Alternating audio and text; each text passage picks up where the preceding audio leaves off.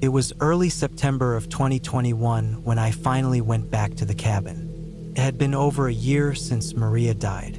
My ex-wife. We had split 3 years before the accident, but the place still felt tied to her. She loved that cabin more than anything, maybe more than she loved me, looking back. Even after the divorce, she kept it in her name. I didn't fight her on it, let her have it. I figured I'd never go back. But after she passed, her sister called and said the cabin was now legally mine. Maria hadn't changed the will. I was 53 then, still living in Reno, Nevada, working nights at a warehouse. I didn't have much going on, no family to take care of, no pets. Just long, quiet days and longer nights. I thought maybe heading up to the cabin would help me clear my head. Maybe sell it afterward. I told my boss I needed a week off. He didn't ask questions.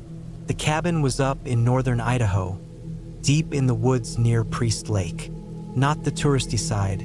This was the rough, out-of-the-way part, with a long gravel road that curved up through thick pine forest. It sat on 5 acres, built in the late 70s. Maria's dad had owned it before her. I remembered him being a quiet guy, always fixing something. He died of a stroke right there on the back porch when Maria was in her 20s. I drove out in my old Ford Ranger. Took me close to 11 hours. I brought just enough food, water, tools, camping stove, gas canisters. I figured the power might be out, and I wasn't wrong. As soon as I got there, I saw the old meter box dangling open, wires chewed by squirrels or maybe just old age. The place looked smaller than I remembered. Shabbier too. The wood siding had gone gray. Moss had taken over one side of the roof. The front steps sagged a little, but the door still opened the way it used to, sticking halfway through with that dry wood grown. Inside, it smelled like dust and dampness, like something that had been left behind for too long. Her things were still there. Some clothes folded in the drawers, dishes in the cabinets, a pair of old hiking boots by the door. I didn't expect that. I thought her sister would have cleared it out, but maybe she hadn't had the heart. I spent the first day just cleaning, opened all the windows, swept out rat droppings and spider webs. There was no running water. The well pump was dead. I had to bring in water from a stream down the hill. I remembered that stream. We used to go down there and wash our hands in the icy water after long hikes. It was strange being there alone. That first night, I slept on the old cot upstairs. The mattress was hard, but I was too tired to care. I kept the lantern low and listened to the trees sway. You hear things in the woods when you're alone. Branches cracking, wind through pine needles, animals moving in the underbrush. But that night, something about it felt heavier than usual. The sounds felt slower, more deliberate. Sometime past midnight, I heard what I thought were footsteps on the gravel outside. Crunch, pause, crunch again. I got up and looked through the upstairs window. The moon was high enough to light up the clearing in front of the cabin, but I didn't see anything. No car, no movement. Just tall pines and that familiar dirt track leading back to the main road. Maybe a deer, maybe just my nerves. I tried not to think about it too hard. The next day, I went around fixing what I could. I patched up the back door where something had chewed at the frame, probably raccoons. The shed out back was still standing, but the door was warped from years of moisture. Inside were rusted tools, an old chainsaw, and a pile of moldy tarps. I dragged the chainsaw out and tried starting it, just to see if it still worked. Didn't. That night, it rained. The soft patter on the tin roof reminded me of the time Maria and I spent a weekend there during a thunderstorm. We read books by the wood stove and cooked beans from a can. Simple stuff. Back then, the silence between us wasn't uncomfortable. But later in our marriage, the same kind of silence felt loaded, like a warning before the storm. Around 3 a.m., I woke up needing to piss. I went downstairs, stepped outside onto the porch, and did my business in the grass. That's when I noticed it. Fresh footprints in the mud. Big ones. Bare feet.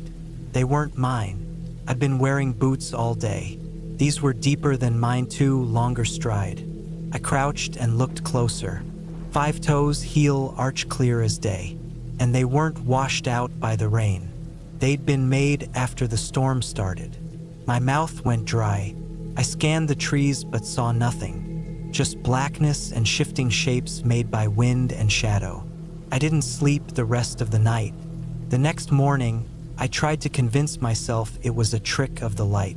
Maybe some old prints had filled with water and looked fresh. But I knew better. I'd been up there enough times in my life to read a footprint. Someone had walked through my clearing that night, barefoot.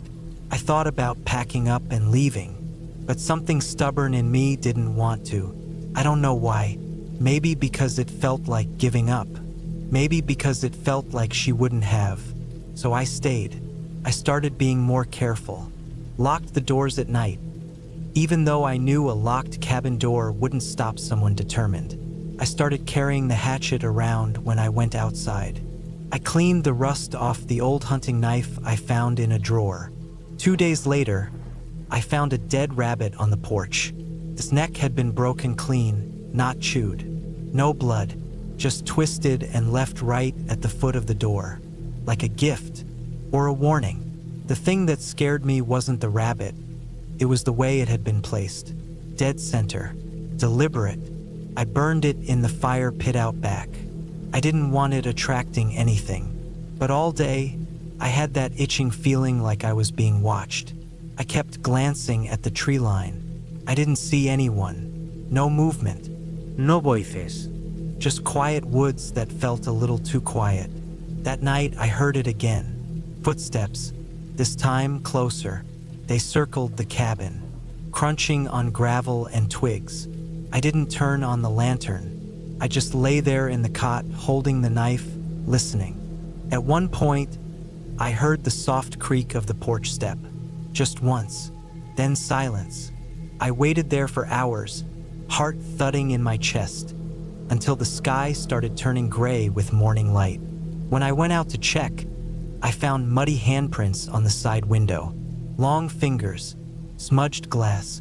Whoever it was had stood there looking in. I don't scare easy. I've worked around rough people, been in fights, seen real danger. But something about this shook me deeper. The slow pacing, the rabbit, the handprints, it wasn't random. Felt like someone knew I was there, and they were letting me know they knew. I thought maybe it was a squatter, someone who'd been living in the woods, maybe thinking the place was abandoned. I even called the sheriff's office from my truck satellite radio that day. No signal at the cabin itself, but up the hill about a mile, there's a spot with decent reception. They said they'd send someone to check in the next day. I never saw anyone, but that night they came back. I had moved downstairs, closer to the door, closer to my truck. I kept the lantern off, just waited, and just like clockwork, the footsteps came. This time, not just around the house. They stopped at the door. I held my breath. Then soft knock, just once. Not hard, just a single knock like someone testing it.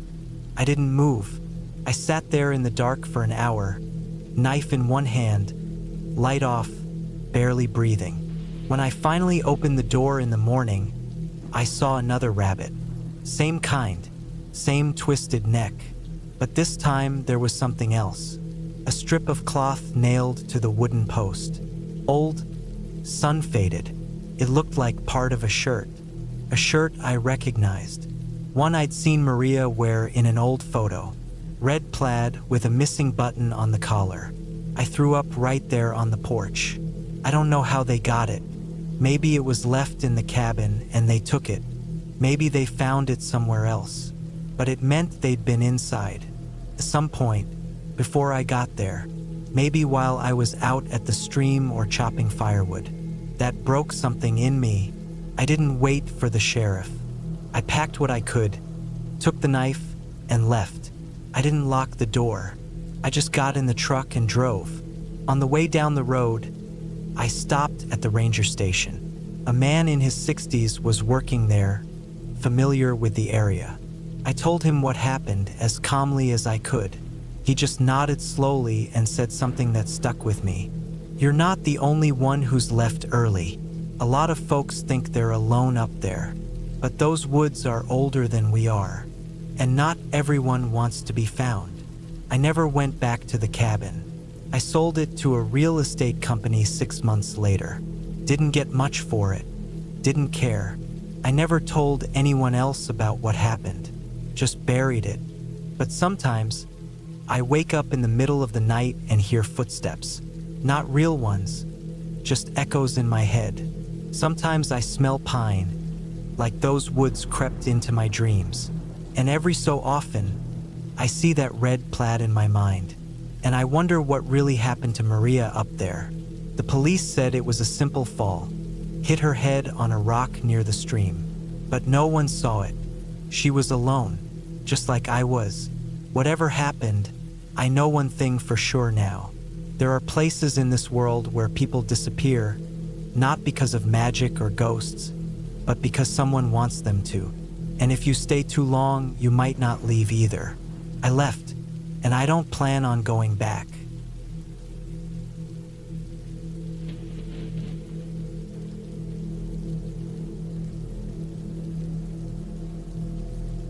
I wasn't looking to find trouble that summer. I just wanted a break from everything. I had been living in Tacoma for almost 5 years and working construction jobs on and off.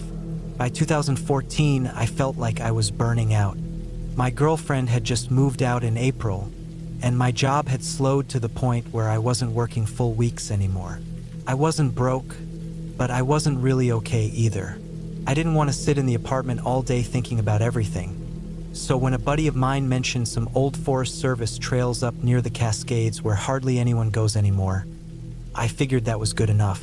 I packed up my stuff the night before: tent, sleeping bag, food, water, tools, small camping stove, first aid, extra clothes, and a Glock 19 I had bought a few years back. I didn't plan on using it, but I always brought it when I camped alone. You never know. People out there could be worse than the animals. I left early in the morning, heading east into the foothills. The roads got thinner and rougher the farther I went. I passed through a little place called Elba before heading off onto logging roads. By the time I parked my truck, I was already a few hours from town. It was quiet out there. No traffic, no houses, no people. Just trees and gravel and sky. I hiked for about an hour into the woods. The trail looked like it hadn't been used in years. No recent boot prints, overgrown in places, with broken limbs and weeds covering large sections. It was humid but cool. I kept climbing, and soon I found a small flat clearing next to a narrow creek that sounded like it was running full beneath the brush. I set up my tent there. It was nice, peaceful. I could hear nothing but birds and water and wind. That first night passed without much happening. I boiled some rice, read a little from a paperback I'd brought, and slept with my gear close beside me. I had no cell signal, but I expected that. The second day, I went farther up the trail. I hadn't planned on doing much hiking, but I wanted to explore. About 2 miles up, I noticed the trail split, even though the map I had printed from the Forest Service site didn't show any branches. One path looked like an old road, wide and sunken down from age, and it was heading east, wrapping around a ridge. The other kept climbing uphill through thick trees. I decided to check out the road trail. Felt older, forgotten. I followed it maybe another half mile before I found it. There was a clearing up ahead. Not big, just a patch of land choked with wild grass and brambles. And at the edge of that clearing, almost hidden behind a line of hemlocks, was the cabin. I wasn't expecting to see any kind of structure out there. I stopped and just stared at it for a long time. It was old, log-built, with a sloped roof of rusted metal, half of which had collapsed in the back. The wood was gray and weather-worn. No windows left intact, though I saw a few broken panes still hanging on by jagged edges. A small porch, leaning hard to one side, looked like it would collapse if I touched it. I don't know what it was, but something about it gave me a weird feeling. Not fear, just unease. It wasn't on any map I'd seen. It didn't look like it had been used in decades. I thought about turning back, but I didn't. I crossed the clearing and stepped up to the porch. The front door wasn't there anymore, just a warped frame and a rusted hinge hanging sideways. Inside, it was dark and smelled like rot. Dead leaves covered the floor. Animal droppings were everywhere. The walls had large holes in them. In one corner, an old iron stove sat half-sunk into the floorboards. A small table was flipped over beside it, and a moldy mattress frame leaned against the back wall. No sign of recent use. It looked abandoned, truly abandoned. I stepped inside and walked slow, making sure the floor wouldn't give way beneath me. A few small things stood out. A pair of boots near the wall, almost fossilized from time, and an old backpack that had been torn open, probably by raccoons. I checked inside and found nothing but rags. A few cracked glass bottles sat on a broken shelf. Labels faded completely. Whoever had lived here was long gone. I took a few pictures with my phone even though it had no signal. I figured I'd look up the history later. Then I left. I didn't want to spend more time inside than I had to. That night, I dreamed of the cabin. I don't usually remember dreams, but this one stuck. It wasn't even anything happening in it. I was just standing in the doorway, staring at the inside, but it felt like I couldn't move, like I was stuck there forever. I woke up cold and tense. It was still dark. My watch said 3:47 a.m. I listened. There was something outside. At first, I thought it might be an animal. A deer maybe, but it wasn't moving like that. I could hear twigs snapping. Steps, then nothing, then more steps. I sat up slowly and grabbed the flashlight and the Glock from the bag beside me. I didn't unzip the tent.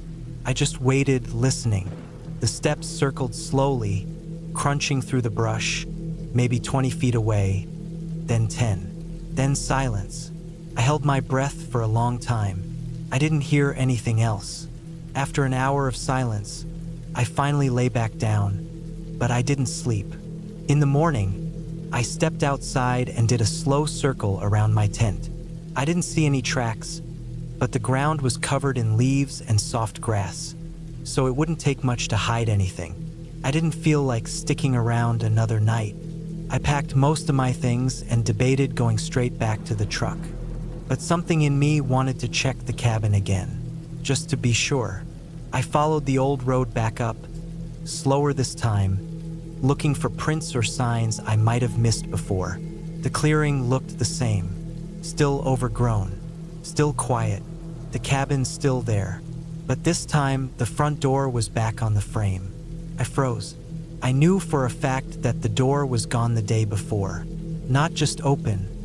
Asterisk, asterisk, gone, asterisk, asterisk. Now it was there, sitting half closed, fitted snugly into the warped wood like it had never left. I stood there for probably 5 minutes, heart thudding in my chest. The breeze had stopped. Everything felt still. I turned around and walked straight back to my camp. I didn't sleep that night either. I sat in the tent with the gun in my lap, flashlight off, listening. The woods were silent again, too silent. At dawn, I packed up everything I had left and started the hike back down. But when I got to the trail junction, the split where I had first found the road, the old road was gone. I stopped and looked around, sure I was in the right spot. I walked up and down the trail looking for the branch. There was nothing. No gap in the trees, no broken undergrowth, no trail markers. Just forest. I pulled out my phone and checked the map again. Still no sign of any road or trail. I went back and searched another 30 minutes, but it was like the road had never been there. I left. I didn't run, but I didn't move slow either. I didn't tell anyone about the cabin for a long time. Not because I was scared they wouldn't believe me, but because I didn't really believe it myself. I thought maybe I had just gotten turned around. Maybe the trail split somewhere else. Maybe the cabin was a hunter's lodge no one used anymore. Maybe the door was still attached the first time and I just didn't see it. But I couldn't explain that dream, or the footsteps, or the way the trail disappeared. Months later, I searched online for any record of cabins out in that part of the forest. I found some info about logging camps from the early 1900s and a few structures that had been left to rot. But none matched what I saw. Nothing mentioned a road that vanished or a cabin that reappeared. A year after that trip, I went back with a friend. We hiked the same trail from the same spot. We found the creek, the campsite, everything, but we never found the split in the trail. The road was gone. The forest where it had been looked untouched. Solid trees, thick brush, no sign of anything man-made. I still think about it sometimes, about the way the cabin looked, about how quiet the woods were, about the footsteps circling my tent. I still have the photo I took of the inside. You can barely make out anything, just a dark room full of rot. But I look at it sometimes when I want to remind myself it was real. I don't go camping alone anymore. I still hike. I still fish. But when the sun starts to set, I head home. I don't want to end up in another place that doesn't want to be found. The cabin's probably still out there, buried in the trees. Or maybe it never was. But I know what I saw, and I know I wasn't supposed to find it. Not then, not ever.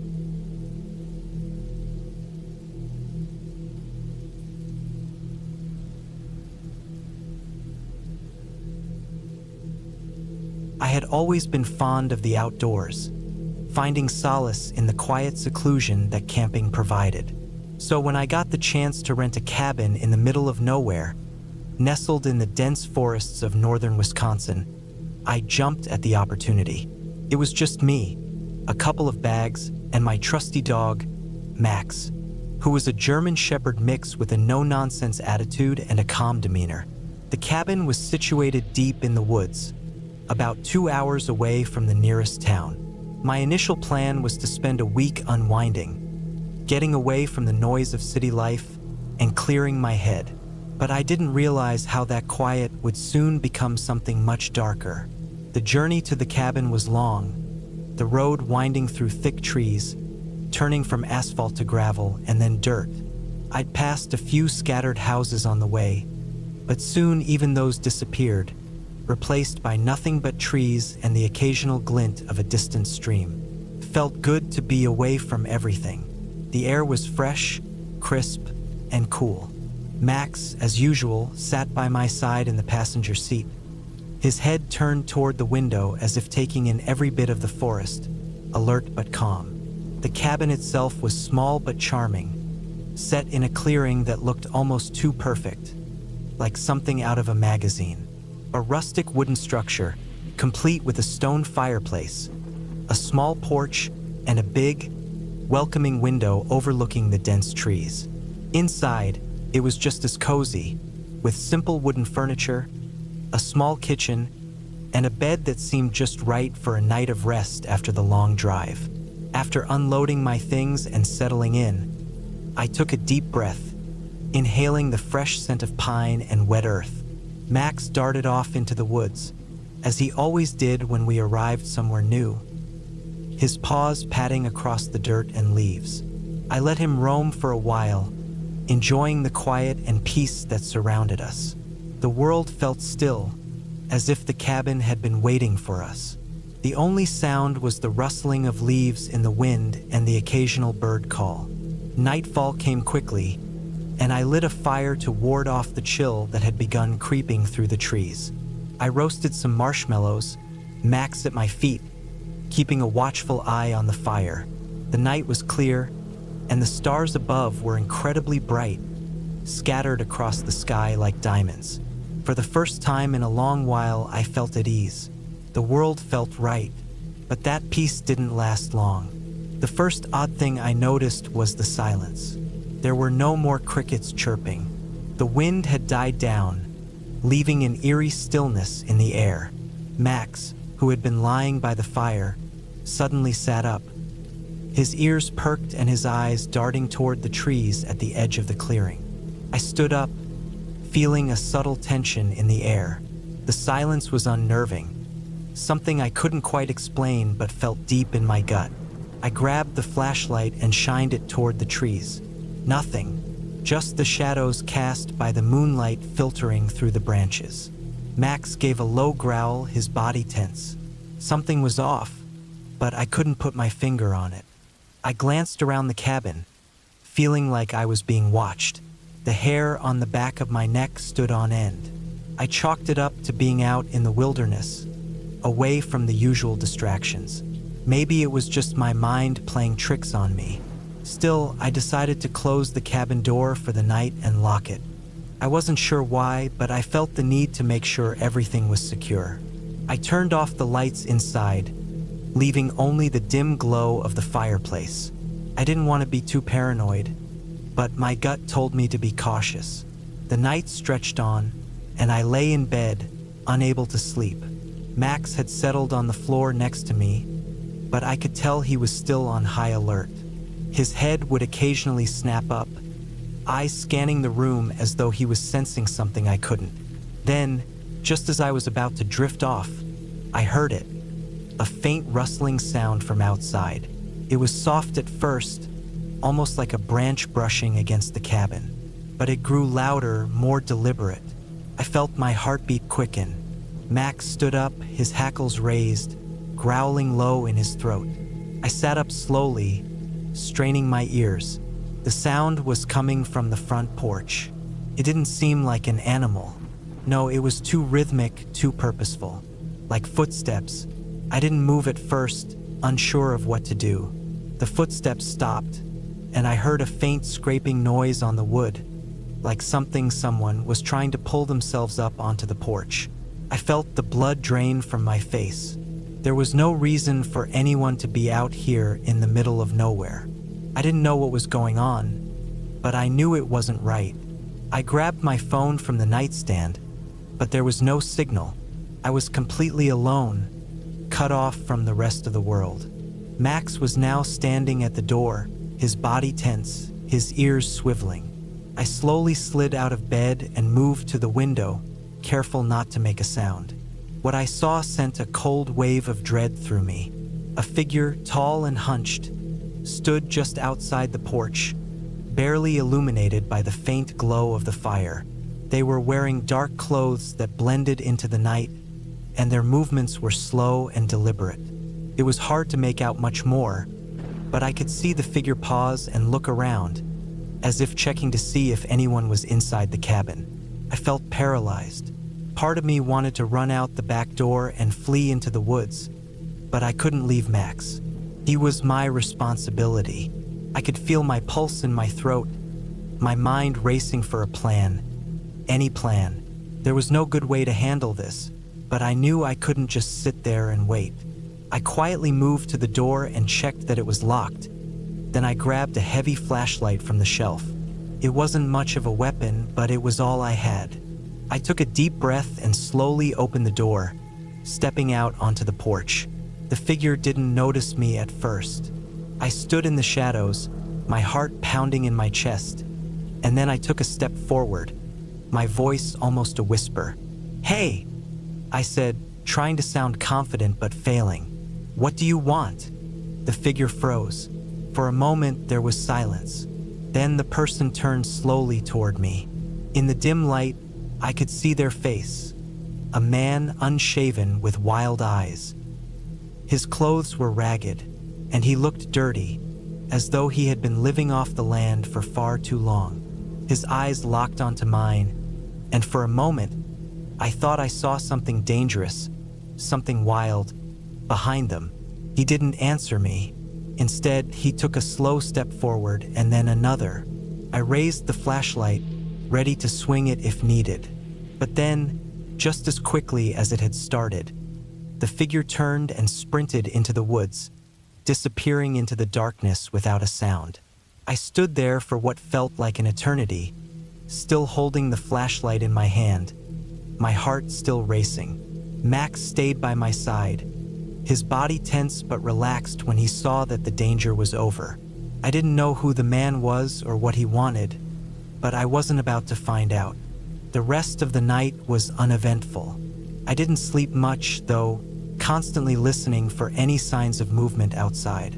But there were no more footsteps, no more strange sounds. By morning, the sun had risen, casting warm light across the clearing. I packed up quickly and left the cabin without a second thought, knowing that I wouldn't be coming back anytime soon. The woods had given me a taste of something unsettling, something I didn't understand. But I didn't need to understand it. I just needed to get away. Max and I drove back to the nearest town, and I felt a strange relief as the cabin and the woods faded from view. That night had left a mark on me, one that would linger for a long time. The forest had been quiet and peaceful, but it had also been hiding something I never wanted to encounter again.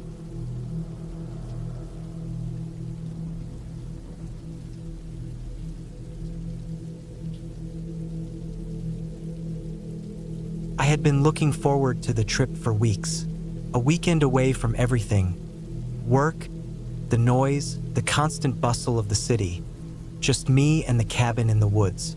The cabin, located in the deep part of the Ozarks in Missouri, was the perfect escape. It was an old, wooden structure, one of those places that felt stuck in time, with creaky floors and a smell of pine that seemed to seep into your skin the moment you walked in. I didn't expect anything unusual to happen. It was supposed to be peaceful. I figured I'd spend the weekend hiking, reading, and maybe catching some fish in the small creek nearby.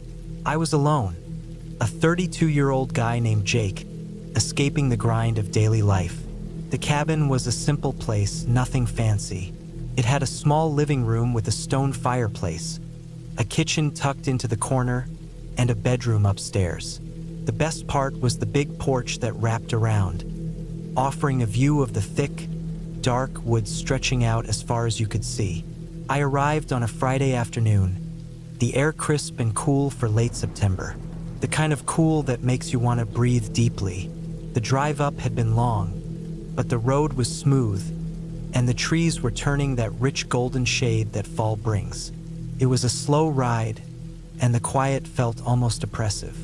I had gotten used to the sounds of the city, the honking horns and chatter of crowds, and suddenly, the silence here was deafening. I unloaded my gear, food, clothes, a fishing rod, and then set about making the place feel a little more lived in. The smell of the wood and old furniture made the place feel almost nostalgic, though I had never been here before. I made a fire in the stove and let the warmth of it fill the room. The fire crackled and popped, sending small flashes of light across the walls. I set up my fishing gear by the front door and grabbed a book, deciding to sit on the porch and read for a bit. The first evening passed without anything remarkable. I spent some time by the creek, but the fish weren't biting. The weather had been unpredictable. One minute, the sky was clear, and the next, the clouds rolled in, heavy with rain. It didn't bother me, though. I liked the idea of being stuck inside, watching the storm lash the trees outside. By the time it got dark, I was ready to eat, so I cooked up some canned chili and settled in for the night. I didn't bring any real plans other than to unwind, and that's what I did. The rain didn't stop all night. It beat against the windows with a steady, rhythmic sound, which I found strangely soothing. But as the hours wore on, something felt off. At first, I couldn't pinpoint what it was. It wasn't the rain or the stillness of the house. No, it was something about the surroundings, the woods. There was a deep, heavy silence out there, one that felt wrong. I couldn't quite put my finger on it, but it was the kind of silence that made you feel like you were being watched. I tried to ignore it, but it lingered in the back of my mind. That night, I woke up to the sound of something scraping against the cabin. It was soft at first, barely noticeable, but it was persistent. I sat up in bed, listening. It wasn't the wind. It was a rhythmic scraping sound, like nails running along the wooden wall. It sent a chill through my spine. I grabbed the flashlight from the nightstand and turned it on, shining it around the room. The beam of light sliced through the darkness, revealing nothing unusual. I waited, listening again, but the scraping stopped as suddenly as it had started. My heart was pounding in my chest, but I told myself it was probably just a branch scraping the cabin. After all, the trees were close to the house, and the wind was strong. I convinced myself to go back to sleep, but every now and then, I could hear faint rustling from the woods outside, almost as if something or someone was moving around. Morning came, and I pushed the strange events of the night aside. The sun broke through the clouds, casting a warm glow over the land. I made a quick breakfast of eggs and bacon and then headed out. I decided to hike deeper into the forest, away from the cabin. The trail was narrow, the underbrush thick with ferns and bushes. The scent of pine was strong in the air, mixed with the dampness from the previous night's rain. For the first hour or so, the hike was uneventful. I moved slowly, appreciating the solitude and the quiet of the forest. The world around me felt so far removed from the life I had back home. No emails, no phone calls, no responsibilities. Just me and the trees. I made my way to a small clearing where a stream wound through the landscape. It was peaceful, but that nagging feeling, the one that had crept into my mind last night, was still there. Couldn't shake it. I sat by the creek for a while, just staring at the water as it flowed over rocks. I figured I'd try fishing again. I set up my rod and sat back, the line drifting lazily in the current. But then, out of the corner of my eye, I saw movement. At first, I thought it was just a deer or maybe a rabbit, but when I turned my head, there was nothing there. I stood up and walked over to the spot where I'd seen it, scanning the area. The forest was dense here, and it was hard to see far, but I had the unmistakable feeling that I wasn't alone. My stomach twisted. I tried to ignore it, convincing myself it was just a trick of the light or an animal.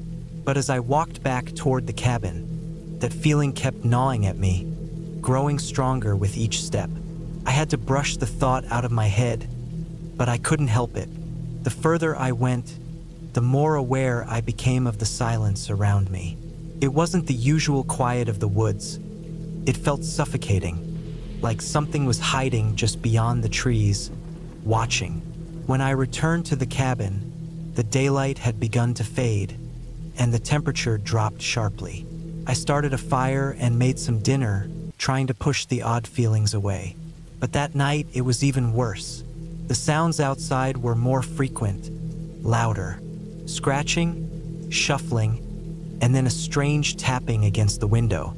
I grabbed the flashlight and went outside, shining the beam over the ground, the trees, the porch, but there was nothing there. I checked the windows, locked the doors, and tried to settle into bed, but sleep didn't come easily. Every creak of the cabin made me jump. I could feel my pulse racing, and I couldn't stop looking out the window, expecting something to appear in the dark. It was as though the forest had come alive in the night. At some point, I drifted off, but the next thing I knew, I was awake again, wide-eyed, listening to the sound of something heavy moving around outside. It wasn't the wind this time. It was deliberate, slow steps crunching against the fallen leaves. My heart hammered in my chest. I lay there in the dark, paralyzed by fear. Whoever or whatever was out there, it wasn't leaving. I waited for what felt like hours. The sounds continued, circling around the cabin, as though whatever it was had figured out how to move silently. When I couldn't take it anymore, I grabbed my phone to call for help, but there was no signal. The nearest town was miles away, and I was completely alone. Finally, just as I was about to go outside and confront whatever was out there, the sound stopped. The night fell into an eerie quiet. I don't know why, but I had the sense that whatever it was watching me, waiting for me to make a move. The hours dragged on, and by morning, I was exhausted. But when I stepped outside into the early light, I saw it. Something had been circling the cabin all night. The ground was torn up, leaves scattered in a wide pattern around the house. And in the dirt, there were footprints. Large, heavy prints, not human, but too big for any animal I could recognize. It was then I realized I had no idea who or what was out there, but it had been watching me, and it was waiting. I didn't spend another night there. I packed up my things, left the cabin, and drove back into town. The place, once a sanctuary, felt more like a trap. I didn't tell anyone what happened. I don't know if anyone would believe me, but I'm sure of one thing: whatever was out there in those woods is still watching, waiting for the next person to come looking for peace.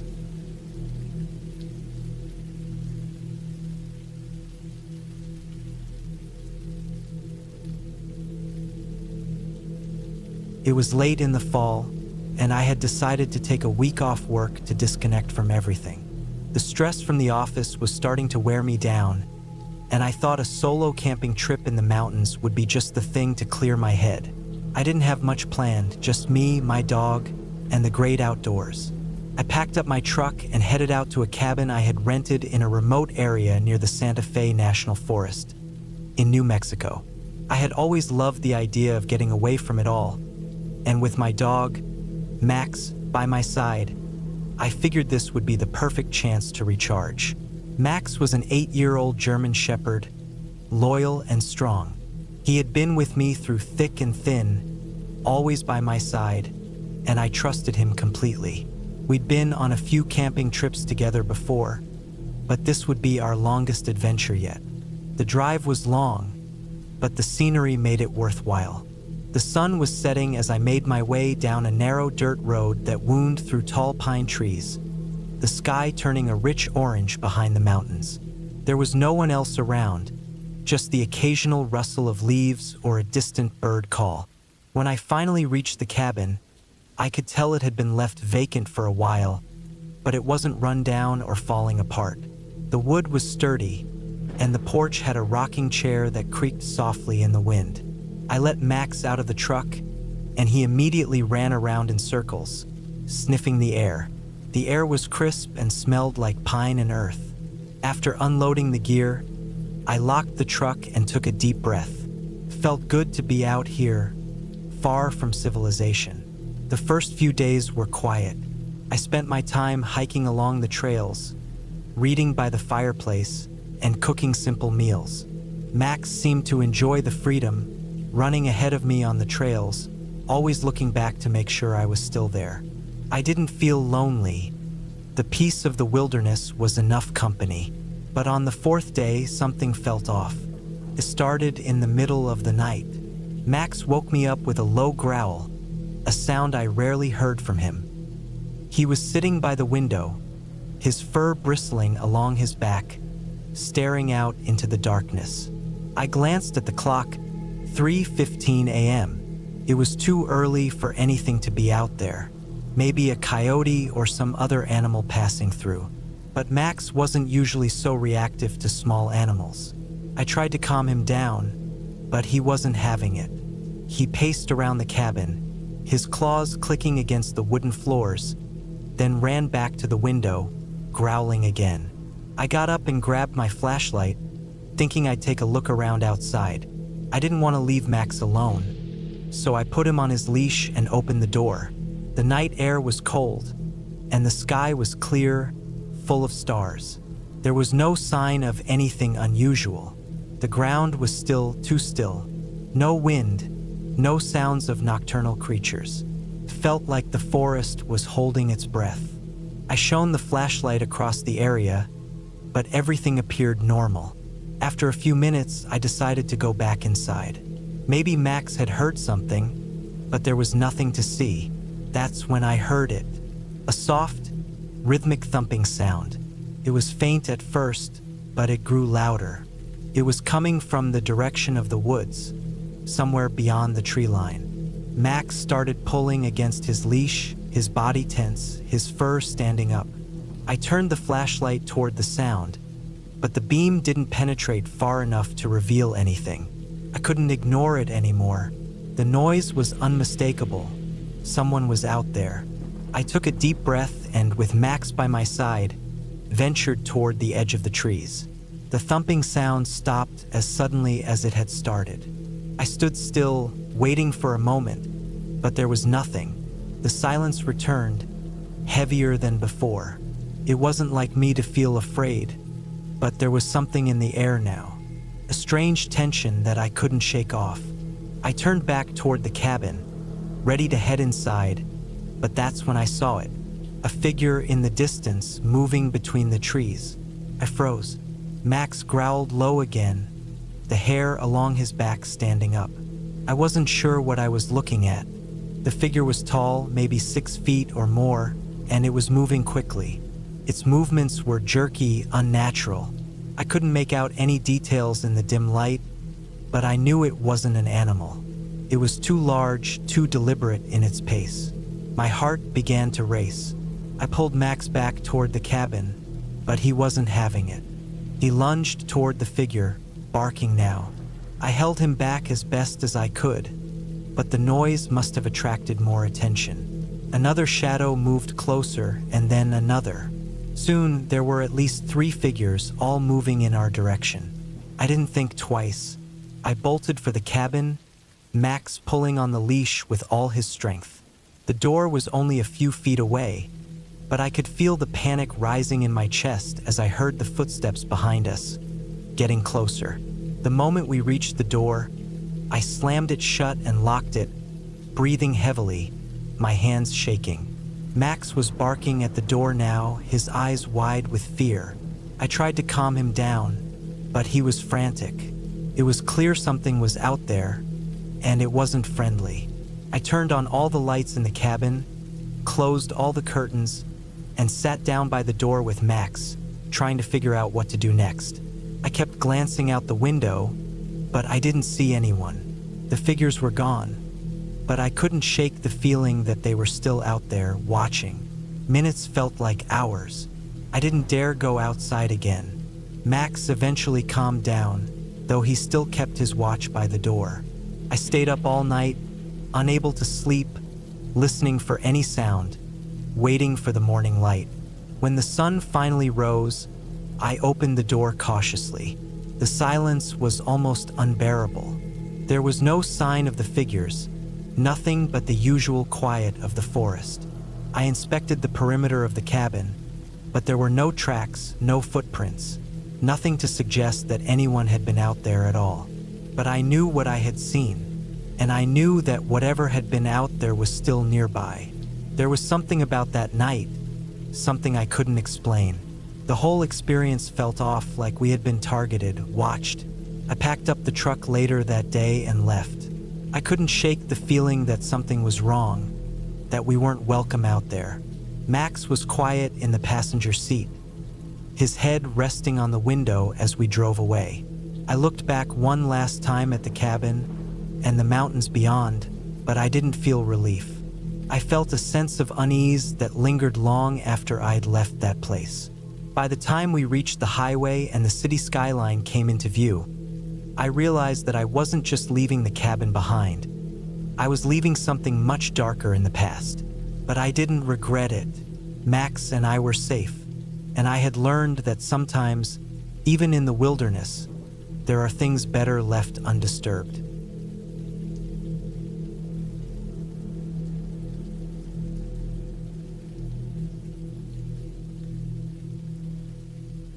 I was 34 when I first stepped into that old cabin near the graveyard. It was the fall of 2013, late October. I remember the leaves were still clinging to the trees, orange and brown and brittle, like they were too stubborn to fall. I had just gotten out of a long-term relationship, and I needed space, somewhere quiet to think, to clear my head. My cousin David had a friend who owned a piece of land up near a place called McCreary Ridge in western North Carolina. The friend was working overseas, so the property was empty. He said I could stay there as long as I wanted, free of charge. It was supposed to be peaceful. The land stretched out for miles, thick with woods, dirt roads, and a small, forgotten graveyard maybe 100 yards behind the cabin. I didn't know about the graveyard until after I got there. Nobody mentioned it beforehand. Not that it would have changed my mind. I wasn't superstitious. Still not. But I should have asked more questions. The cabin itself was small. One bedroom, a tight kitchen, a short hallway that led to a bathroom. No running water. The electricity came from a propane generator in a metal box outside. There was a stack of old wood on the porch and a rusted axe leaning against the railing. Inside, the place smelled like old cedar and dust. Mice had gotten into the pantry. The floor creaked with every step. It felt like the house had been asleep for a long time and didn't want to be disturbed. The first couple days were quiet, peaceful even. I kept myself busy cleaning up the cabin, chopping wood, hiking the trails behind the property. I found the graveyard on the second day while wandering through the woods. It was small, maybe 30 headstones, all weathered and chipped. The newest one I could find was dated 1917. Some of the names had faded completely. Others had moss growing over the letters. A rusted fence circled the area, but it was broken in spots and overgrown with vines. I stood there for a while, reading names I couldn't pronounce. The trees around the graveyard were dead quiet. No birds, no wind, just the crunch of leaves under my boots. It felt off, but not dangerous. On the third night, I noticed the sounds. It started with tapping, just light taps, barely noticeable, like someone flicking the window glass. First, I thought it was branches. The wind had picked up and the trees were close. But the tapping kept happening even when the wind stopped. It came from the back windows, the ones facing the graveyard. It never happened during the day, only at night. I tried to ignore it. I read books, cooked simple meals on the propane stove, and kept the fire going in the little iron stove in the living room. But every night, like clockwork, the tapping came back. I would get up, check the windows with a flashlight, but there was never anything there, just leaves and shadows. I even walked out behind the cabin once, around midnight. The wind was cold enough to numb my fingers in minutes. I stood there, facing the graveyard, the flashlight's beam cutting across crooked stones and tree roots. Nothing moved, nothing made a sound. By the end of the first week, I started sleeping with a knife under my pillow. Not because I thought something was out there. I told myself it was just to feel safe. But I started noticing other things. Small things. The door to the pantry, which I always kept closed, would be open in the morning. My boots were moved from the porch to just inside the door. Once, I found the woodpile rearranged, like someone had been looking for something underneath. But I was alone. No one else had been up there. The nearest neighbor was over 4 miles down a dirt road, and my truck hadn't moved since I parked it. Then came the scratching. It wasn't like the tapping. This was different, longer, slower.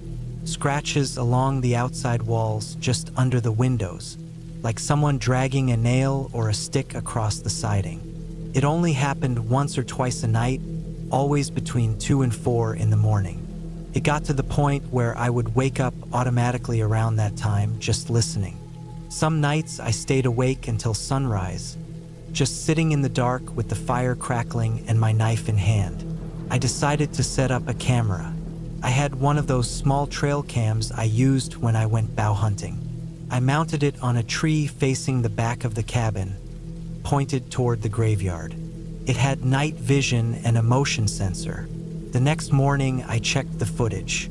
Nothing, just static night images of the yard, the trees barely swaying. I kept the camera running for days. Still nothing, but the sounds kept coming. One morning, I found prints in the soft ground near the back door. They weren't boot prints, bare feet. Thin, narrow, not child-sized, but not fully adult either. The toes were splayed out like whoever it was walked flat-footed, without lifting their feet much.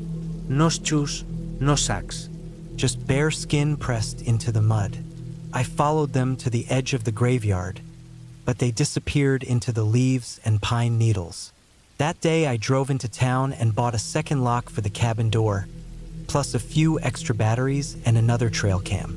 I didn't tell anyone what was happening. What could I say? That someone was tapping on my windows and scratching my walls at night, leaving barefoot tracks outside?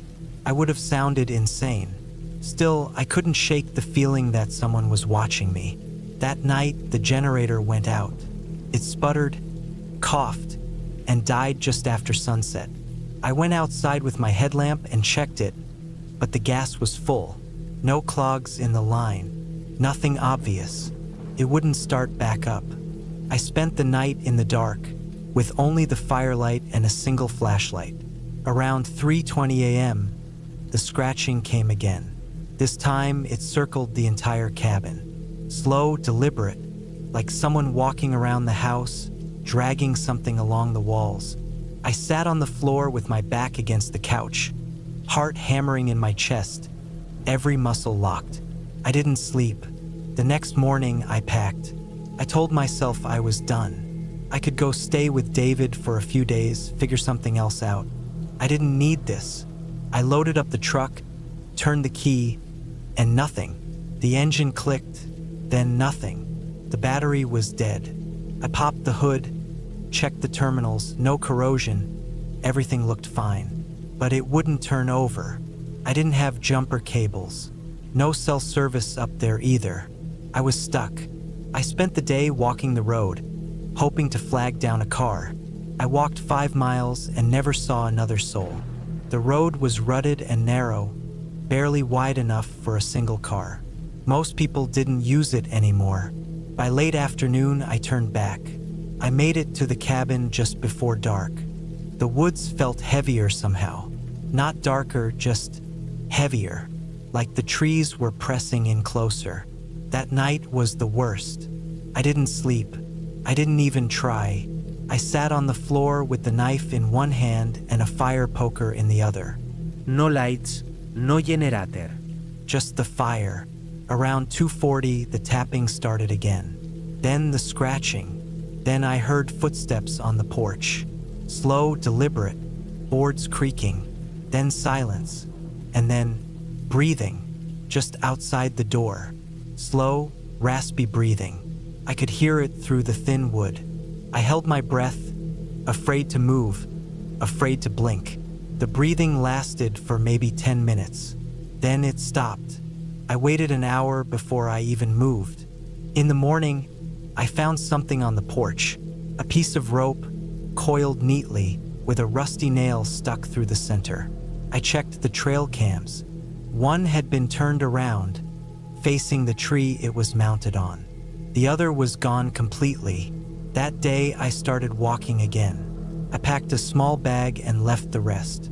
I hiked 10 miles through the woods, not following the road this time, just moving southeast toward the nearest town on my GPS. It took all day, but I made it to a ranger station just before dark. They called a tow truck and got me to a mechanic. Turns out someone had cut the battery cables on my truck. Clean slice. Same thing with the generator. I didn't go back to that cabin, not even to pick up my gear. I told David to tell his friend to burn the place down if he wanted. I didn't care. I still don't. It's been over 10 years since then. I live in Tennessee now. Quiet place, small town. I don't go camping anymore. I don't hike. I keep a generator and 3 backup power supplies in my garage. And I never leave my windows open at night. Sometimes I still wake up around 3 a.m., heart racing, ears tuned to sounds that aren't there. I don't believe in ghosts. I never did. But I believe someone was out there, living near that graveyard, watching me from the trees. Someone who didn't want company. And I made the mistake of staying too long.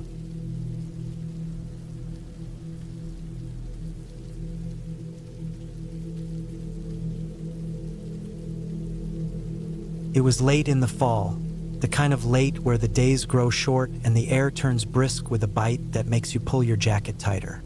The kind of time where the forest is thick with the smell of damp leaves and the crunch of dry wood beneath your boots. I had been looking forward to the trip for weeks. 3 days away from everything. No distractions, no phone, just me, the wilderness, and the cabin I'd rented. The place was a small, isolated cabin tucked away in the dense woods of northern Montana. A friend of mine had mentioned it in passing, something about a secluded place where you could unplug and really get away from it all. It wasn't luxurious, just a simple structure made of timber with a small wood stove, a bed, a table, and a few chairs. It had a charm about it, like something out of an old storybook, but it was the isolation that made it perfect for what I needed. I arrived around midday, the sky cloudy, threatening rain but holding off. The long, winding road leading to the cabin was muddy from recent rain, with patches of snow from an early winter that had made its presence known. I parked my truck in front of the cabin, the tires slipping slightly on the wet ground as I unloaded my gear. The cabin had no neighbors for miles. The closest town was about an hour away, a small, forgotten place that seemed like it had barely enough life to keep the streetlights on. When I pulled up to the cabin, it felt like the world had shrunk down to just me, the wilderness, and the looming trees. The door creaked as I opened it, and the smell of old wood and earth greeted me. Inside, it was cozy enough, with a few mismatched pieces of furniture and a well-used wood stove that looked like it had seen its fair share of winters. A small shelf held a few books, most of them dusty, like the kind of things people leave behind and never come back for. A fireplace stood to the side, but I knew better than to try lighting a fire with the wet wood I had brought from the truck. Instead, I started a fire in the stove and let it fill the space with heat. The warmth was a welcome comfort against the cold bite of the air outside. I unpacked slowly, taking in the surroundings. The cabin was rustic but well-maintained. There were no signs of neglect, no broken windows, no signs of animals having found their way inside. I placed my food in the small fridge, organized my gear, and set up a small cot in the corner of the room. By the time I was finished, the fire was crackling merrily in the stove, and the sky outside had turned a darker gray, the first hint of rain starting to tap against the cabin windows. I had planned on spending the afternoon exploring the area. I had heard there were some old logging trails nearby, and I wanted to stretch my legs and get a feel for the land. But the rain came down harder, a steady drizzle that quickly soaked through my jacket. I decided to stay in the cabin for the evening and cook something simple, a hot meal to pass the time. The rain was soothing, almost rhythmic, as it beat against the roof and the windows, giving the place an oddly comforting isolation. As the evening wore on, I began to feel the full weight of solitude settle over me. I had been alone before, of course, spent plenty of nights camping by myself, but there was something different about the stillness here. The wind had picked up, and I could hear the branches outside scraping against the side of the cabin, the sound sharp and unsettling in the silence of the interior. The isolation, the complete absence of any other human presence, was starting to feel off. I brushed it off as nothing more than a natural reaction to being in such an isolated place. The night dragged on. The fire in the stove hissed and crackled, and I spent the hours reading one of the old books left on the shelf. The rain had slowed, but the wind was still strong, pushing the trees in strange directions. A creak echoed through the cabin. I froze, my heart jumping in my chest. It was the floorboards shifting, I told myself. The wind was just pushing at the wood, making it bend and groan. It was nothing, but then I heard something else. A faint tapping sound, light and quick, like something small was knocking against the cabin. I stood up slowly, straining to listen. The wind? No, the tapping was coming from outside, but it was irregular. Not the rhythm of a branch brushing against the cabin, but something more deliberate. I moved cautiously toward the door, peeking through the window to see what I could. Nothing, just the dark, wet forest stretching out in all directions. The rain had stopped, but the night was thick with shadows. I shook my head, trying to calm myself down. It was just the woods. Animals, maybe, deer or a raccoon, something small moving in the brush. I was being paranoid. There was no reason to think otherwise. I locked the door, drew the curtains, and went back to the stove to tend to the fire. The tapping stopped, and the silence returned. But I couldn't shake the feeling that something was off. Every creak, every gust of wind, every small shift of the wood seemed magnified in the stillness. It wasn't long before I decided to turn in for the night. I blew out the lantern, left only the dim glow of the stove to cast long shadows across the room, and pulled the thick wool blanket up around my shoulders. I hadn't been asleep for long when I heard it again. A faint, steady tapping against the cabin wall, this time coming from the back. It wasn't the wind. It wasn't an animal. This was something different, something purposeful. My heart started to race as I lay still, trying to breathe quietly, trying not to make a sound. I couldn't see anything, couldn't figure out what could be causing it. My mind raced through possibilities, each one more unlikely than the last. I considered getting up and checking, but the cabin was silent, and the more I thought about it, the less I wanted to leave the safety of the blankets. What if I was just hearing things? What if there was something out there? Minutes dragged by, maybe hours. I kept listening, every small noise making my heart skip. Then the tapping stopped. A new sound replaced it, a scraping sound, like nails dragging across stone. This sound was louder, closer. It was unmistakable. Whatever it was at the cabin now. I shot up from the bed, my feet hitting the cold floor. My mind screamed at me to leave, but I couldn't. The door was locked. I was trapped. I moved toward the window, pulling back the curtain slowly. The yard outside was bathed in moonlight, the trees casting long shadows that seemed to move with the breeze. Nothing out of place, no sign of anyone. Yet the feeling of being watched was overwhelming, like something unseen was there, just beyond the reach of the light. I held my breath and listened. No more scraping. No tapping. Just the soft wind. I moved back from the window, my legs shaking now from the adrenaline. I tried to make myself believe it was nothing, but the feeling wouldn't leave. The cabin felt smaller somehow, like it was closing in on me. Then there was a thud, heavy, solid. The door. Someone had hit it. My heart slammed into my chest, and panic surged. I grabbed the fire poker by the stove, the only thing close to a weapon I could find. I stood at the door, tense, listening for any further movement. Nothing came, only silence. The world outside seemed frozen in place.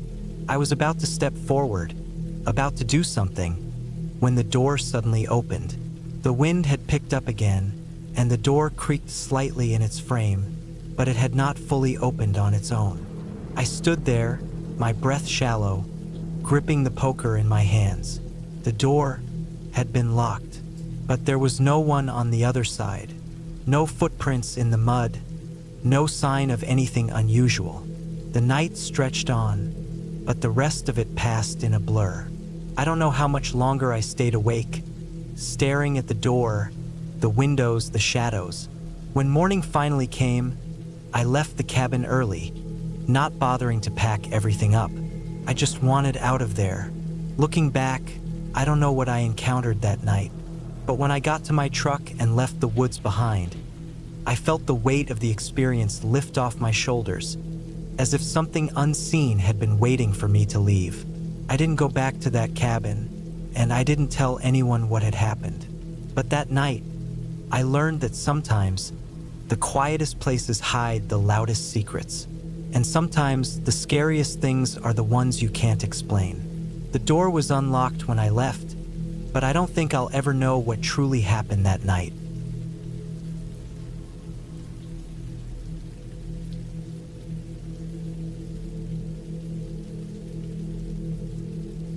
I was 25 when my dad's old friend, Russ, invited me on a cabin trip up north.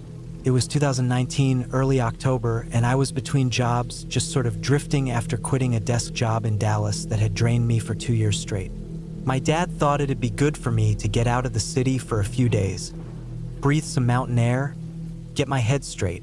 He called Russ, who lived up in Wyoming and spent most of his time fixing up old motorcycles and occasionally guiding hunting trips. They'd been in the Marines together back in the 80s and kept in touch over the years. Russ owned a cabin out in the Medicine Bow region, almost 3 hours west of Laramie, right near the edge of a stretch of private land he had access to. He told me it wasn't fancy. No running water, limited solar power with stove, outhouse, but it was quiet, isolated, and stocked with everything we'd need. Figured, why not? I hadn't been camping since I was a teenager and never stayed in a real off-grid cabin before. I drove up from Denver in my old Honda with a backpack, some thermals, a couple books, and a bit of nervous energy I couldn't quite place. Russ met me at a little gas station outside Centennial. He was pushing 60, tanned and tough, wearing a faded green parka and thick work gloves. He still had that military posture, stiff back, eyes always scanning. We drove out in his rusted black Tacoma for another 45 minutes, the road getting narrower, rougher. The sky was gray, and snow lingered in patches along the trees even though it hadn't started falling heavy yet. The cabin sat on a ridge tucked between two hills, surrounded by dense lodgepole pine and fir. From the front porch, you could barely see down the slope toward a narrow creek about 50 yards out. Behind us, the terrain rose sharply into thicker woods. The place looked sturdy enough. Logs weathered but solid, tin chimney puffing smoke. It was dead quiet. No birds, no wind, just the crunch of gravel and pine needles under our boots. Inside was warmer than I expected. The wood stove had been burning for hours. Russ had a bunk in the corner, a big table stacked with gear, maps, tools, and a small shelf packed with old paperbacks and hunting magazines. He tossed me a sleeping bag and pointed to a cot by the window. That was mine. I spent the rest of the day helping him chop wood, carry gear, and check on a busted trail camera he had further down the hill. He said the camera had stopped working a few weeks back and hadn't had time to get down to it. I followed him down a steep slope into a stand of aspen, where the trees opened up just enough to see clear across the drainage.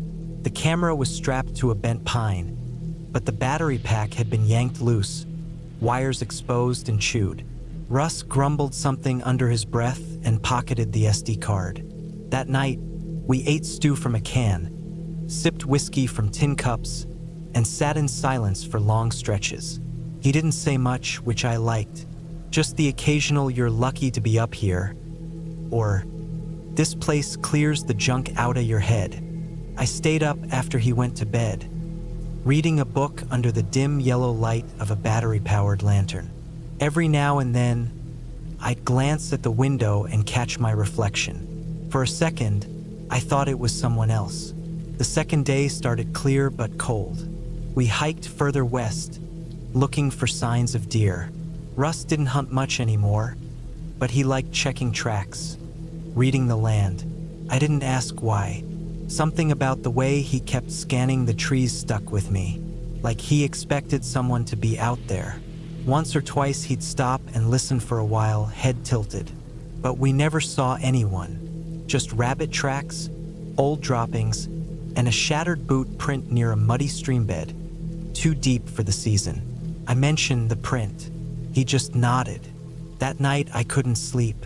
Something about the quiet felt different, too empty. The wind had picked up slightly, and I kept hearing small creaks, scratches, tapping. I told myself it was just the wind, branches, or maybe squirrels. But around 2 a.m., I thought I heard footsteps on the porch. Slow, deliberate, just a few steps, then nothing. I sat up in my cot, heart pounding, and listened. The stove crackled softly, and Russ snored on the other side of the room. I waited for the steps again, but there was nothing. I must have stared at that door for an hour before I dozed off. The next morning, I mentioned the sound casually. Russ didn't react much, just asked if I locked the door. I hadn't. He nodded, got up, and bolted it without a word. Later that day, we drove out to check on a trail Russ had marked a few seasons back. He wanted to see if a rock slide had blocked the path. As we hiked up, I noticed strange things. A broken hatchet handle left in the dirt, a blue tarp shredded in the brush, rusted food can stuffed in a hollow tree. Russ seemed uneasy. He knelt by the cans, sniffed them, then stood up fast. "Somebody's been squatting out here," he muttered. First real thing he said all day. I asked if that was common. He shook his head, said the land was too isolated. No one came up here unless they meant to. That night, he brought a rifle into the cabin and laid it across his lap while he cleaned it. He didn't say anything else about the squatters, but I could tell he was rattled. He double-checked the door, windows, and even nailed a board across the back window. I watched him from the cot, feeling that tight, dry knot in my chest again. The third night is when things got bad.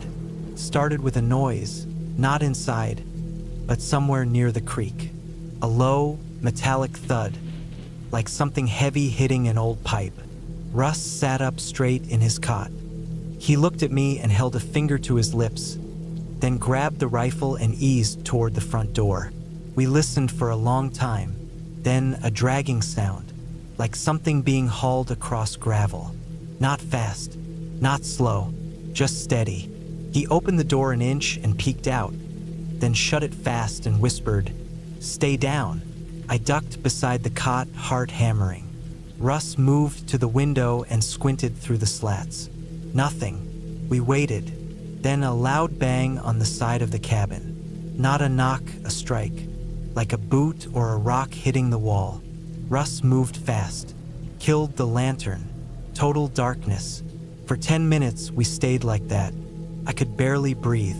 My ears strained for any sound. There were footsteps again, maybe two people, maybe one moving in circles. Then silence. We waited another hour before Russ turned the lantern back on. His hands were shaking. He said he didn't see anyone, but something had been left on the porch. He stepped out with the rifle and came back in holding a plastic bag. Inside, bones. Rabbit bones, picked clean. Twine wrapped around them in a loose knot. No blood. No fur. Just a little red ribbon tied at the end. Neither of us slept. By morning, Russ was different. Quiet. Distant. He said we needed to leave early, maybe head back to town for a day or two. Said he'd explain later. We packed fast. By noon, we had most of our gear loaded in the truck. Russ went back to the cabin to grab something. A pair of binoculars, I think, and I stayed by the truck. That's when I saw him. Across the creek, up on the opposite ridge. A man, standing still between two trees. He wore a heavy jacket, hood up, one hand gripping something long. Maybe a walking stick or a crowbar. I stared for maybe 5 seconds. Then he moved back into the trees, slow and deliberate. I didn't say anything until Russ came back. When I told him, he grabbed my arm and said, "We're going. Now." We didn't talk the whole drive down. Just the crunch of tires over rock and the occasional radio static. He dropped me off back in Centennial and told me to call my dad. He'd handle the rest. A week later, I got a text from Russ. Just one line. Guy was living in the shack near the South Trail. Gone now. Left in a hurry. That was it. I never went back to that cabin. A year later, Russ sold the property and moved to Idaho. He told my dad he was done with Wyoming. Said something had changed out there. Too many people drifting into the woods, no one watching. I still think about that man on the ridge, the sound on the porch, the bones in the bag. But more than anything, I think about how close we must have been to something worse. Something we never fully saw. Something that didn't want to be seen. And how lucky we were to leave when we did.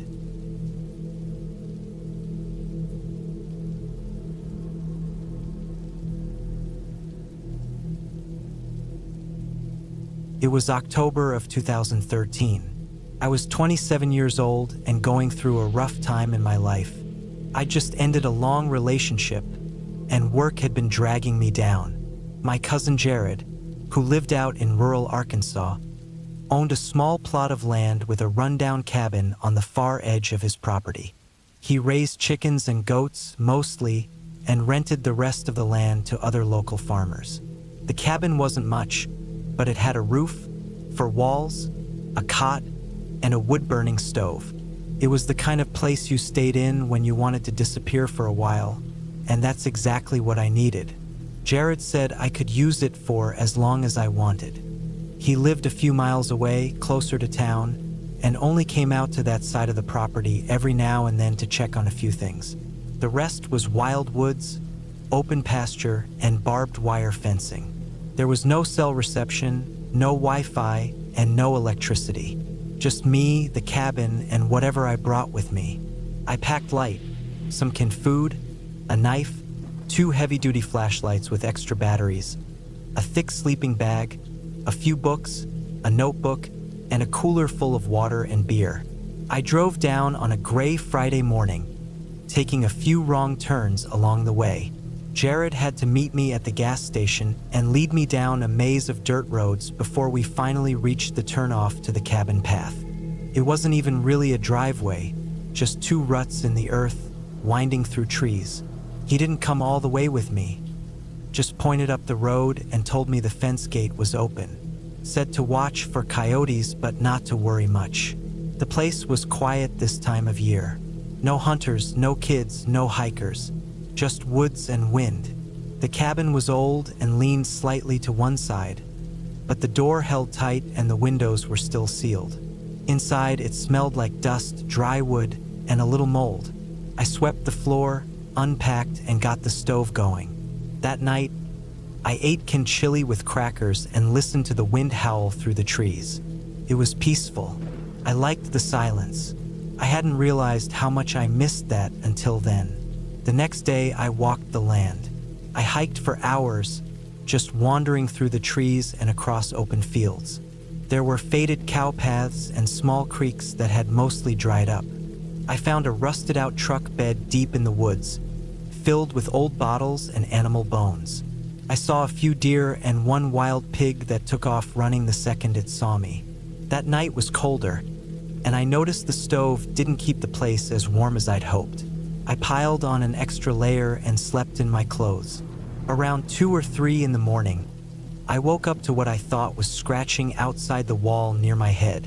It was light, could have been branches in the wind. I held my breath and listened for a while, but it didn't happen again, so I eventually drifted off.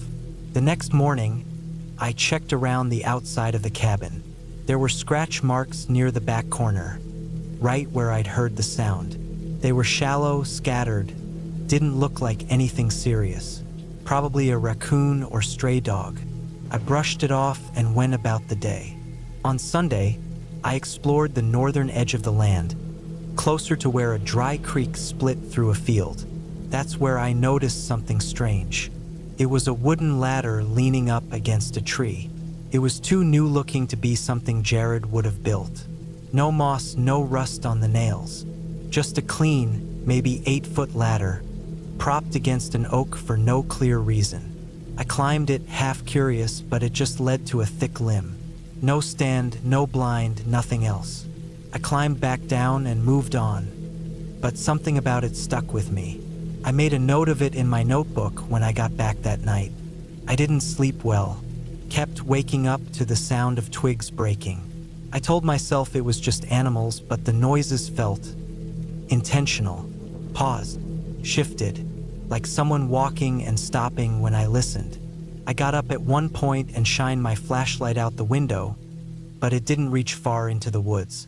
All I saw were branches and blackness. The next morning, I felt tired and irritable. I walked less, stayed closer to the cabin. Around late afternoon, I decided to gather more firewood. I followed a deer trail behind the cabin that led to a small clearing full of fallen limbs. As I bent to grab a thick branch, I noticed a small piece of cloth caught in the brush nearby. It was torn, looked like denim, faded blue, dirt-stained, and frayed. I figured someone had been through there before, maybe a hunter, maybe a trespasser. I pocketed the cloth and headed back. That night, the scratching came back. louder this time, on two sides of the cabin. It was steady for nearly a full minute, not claws, more like dragging. Then it stopped completely. I stayed frozen in my cot, gripping my flashlight with both hands. I didn't look outside. I didn't want to. The next morning, I found something even worse. Shoe prints, 2 sets, one large, boot-sized, and one smaller, like sneakers. They circled the cabin, passed by the front steps, and disappeared back into the trees. They were fresh. I could see the details in the dirt, tread patterns, toe marks, heel pressure. I left a note in my notebook with the time and date and what I saw. I also noted the fact that I hadn't seen another person in days. Jared wasn't due to come by for another week. I decided to make a short trip into town the next day. I needed to get more firewood anyway, and I thought I could pick up a basic trail cam if they had one. Just something to see what was coming around the cabin at night. I left early that morning, locking up the cabin behind me. The drive was long and slow. The dirt road was rough and took nearly an hour to reach the highway. I found a small hardware store and bought a cheap trail camera, some batteries, and more canned food. On the way back, I stopped at a gas station and jotted down the sheriff's number in case I needed it. When I got back, I found the cabin door wide open. My heart dropped. I didn't go in right away. I walked around first, circling the cabin slowly, looking for movement. Nothing. I picked up a thick branch and held it tight as I stepped inside. Everything was the same, mostly. My sleeping bag was pulled halfway off the cot. The cooler was moved. One of the books was on the floor, face down.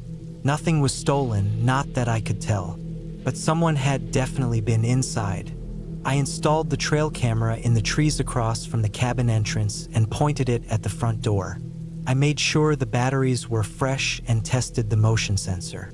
Then I locked myself inside, braced the door with a chair, and kept the flashlight close. That night, I didn't sleep. I stayed awake, sitting on the cot, ears straining for every sound. Around 1:30 a.m., I heard something again. Footsteps, crunching leaves. They came close to the front steps, then stopped. For a long time, there was nothing but silence. Then one knock, just one. Firm, deliberate, like the back of a knuckle on wood. I didn't move. I didn't respond. After 10 minutes, the steps moved away. I sat there until sunrise. The next morning, I retrieved the camera. It had taken one photo. The image was grainy, but clear enough. A man standing about 6 feet from the cabin, looking directly into the lens. He wore a dark jacket, jeans, and a cap. His face was pale, unshaven. No smile. No expression, just eyes staring straight ahead. Behind him, barely visible, was a second figure. Smaller, blurred in motion, like a child turning away. I packed everything and left that morning. I didn't clean up. I didn't check for prints. I drove back to town and called Jared from a payphone, told him I was done, thanked him, and hung up. I showed the photo to the local sheriff. He said he'd keep an eye on the place, but there wasn't much he could do. Said it was probably just trespassers. Meth heads maybe, kids messing around. I left the camera with him and drove 6 hours back to Little Rock. I never went back to that cabin. Jared sold the land 2 years later. He never saw anyone, never had another break-in. Said I must have scared them off. But I still think about that photo.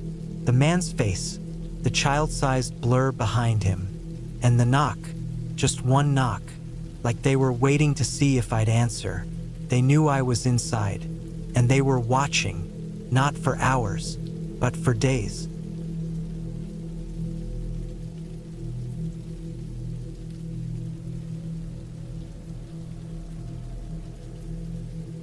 I had never thought much about the idea of being alone in a remote cabin. The concept seemed fine in theory. A peaceful retreat, away from the noise of the world, where the only sounds to interrupt your thoughts were the natural whispers of wind through trees and the occasional rustle of wildlife. But that theory shattered the moment I arrived at the small glass cabin, nestled between a dense forest and the sharp cliffs of northern Colorado. The cabin had been advertised as a modern, minimalist escape. Its walls were made entirely of glass, offering a 360-degree view of the forest and mountains. It was a curious and alluring feature until I realized how exposed it made me feel, how each creak of the wood and crackle of the branches in the wind became magnified in the silence. I was supposed to be alone. That was the plan. A brief break from my hectic life in the city. Just me, the mountains, and my thoughts. I was in my late 20s, not particularly brave, but not overly fearful either. The thought of spending a night in a secluded spot sounded exciting, if not for the unsettling presence that started creeping in as the night fell. The cabin had no neighbors, not for miles. The road that led to it was long and unmarked, winding through thick patches of trees. I had driven the last hour of the trip in silence, aside from the occasional hum of my car's tires over gravel. The sunlight had begun to fade by the time I arrived, and the evening air had a cold bite to it, typical for a late autumn evening in these parts. I grabbed my backpack and headed inside, admiring the stark modernity of the cabin's interior. Everything was white, sleek, and clean, right down to the polished concrete floors. There was no clutter, nothing extraneous, just glass, wood, and metal, the perfect space for reflection, or so I thought. After unpacking and making a quick dinner, I sat down by the large window, watching the sun dip behind the mountain.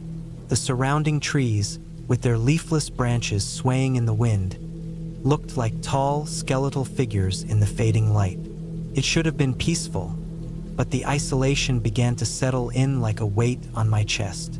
Nightfall came quickly, and with it the forest transformed. The sound of the wind became louder, almost ominous.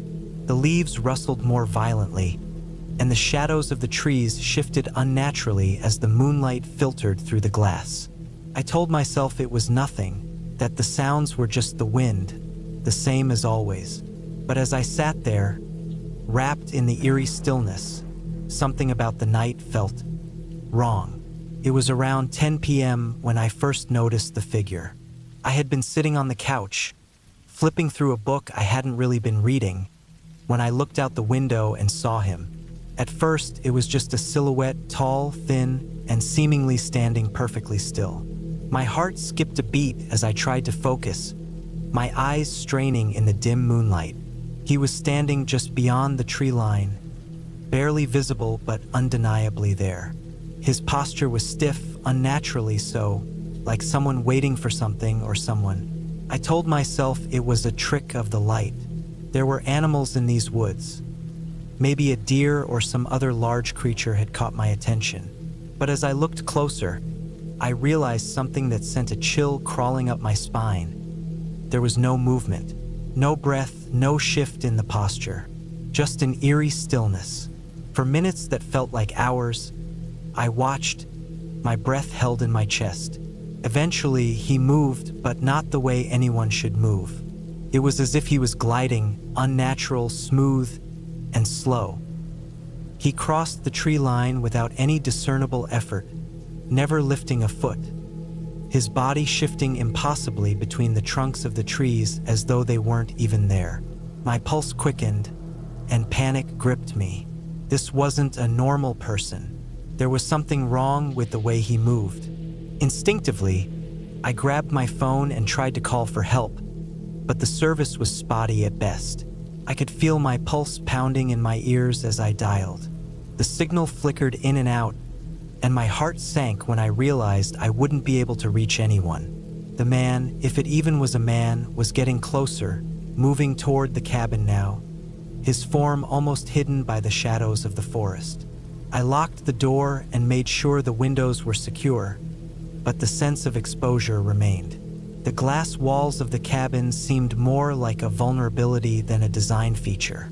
There was no place to hide, no way to keep from being seen.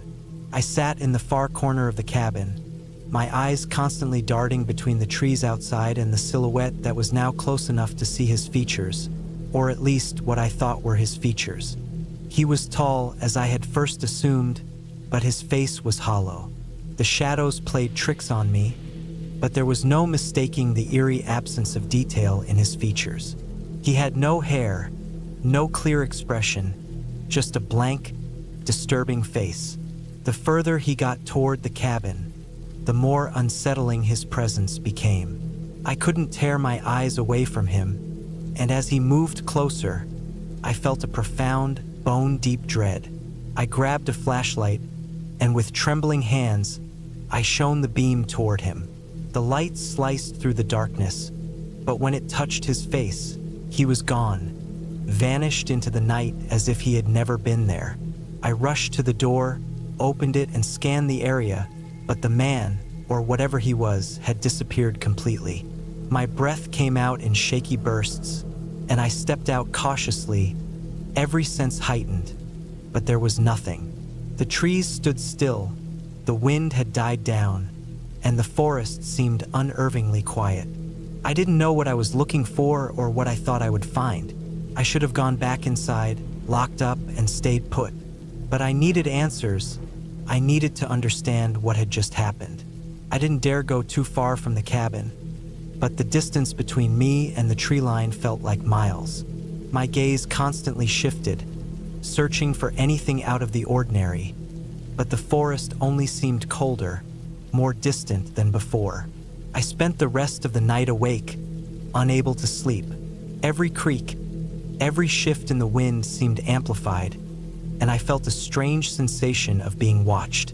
Eventually, the first light of dawn broke over the horizon. It wasn't much comfort, but it was enough to give me a semblance of peace. I had survived the night, and whatever had happened, the man, the figure in the forest, seemed to be gone. As the sun rose higher in the sky, I made the decision to leave. The cabin, which had once seemed like the perfect escape, now felt like a trap. I packed up quickly, keeping my eyes on the trees, half expecting to see that figure emerge again from the shadows. But there was nothing. The woods were quiet once more, as if nothing had happened. I left the cabin behind, driving down the winding road with a sense of relief I couldn't explain. The figure in the forest would remain a mystery, but one thing was certain. I would never return to that glass cabin. The isolation had been its own kind of terror, and I would never forget the feeling of being watched by something that shouldn't have been there.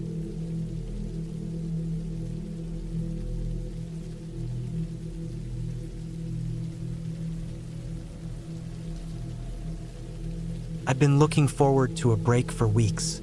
The city was draining me, and I needed a few days of quiet solitude.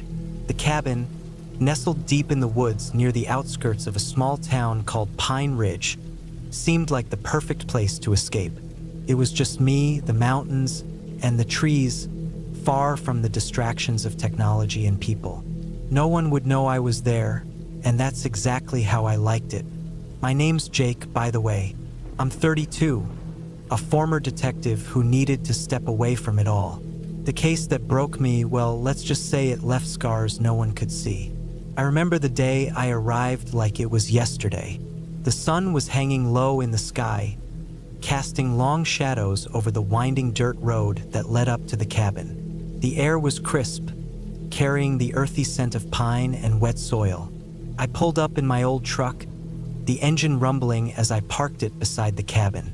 It was a quaint place, nothing too fancy, but exactly what I needed. A small wooden cabin with a wraparound porch and a stone fireplace inside.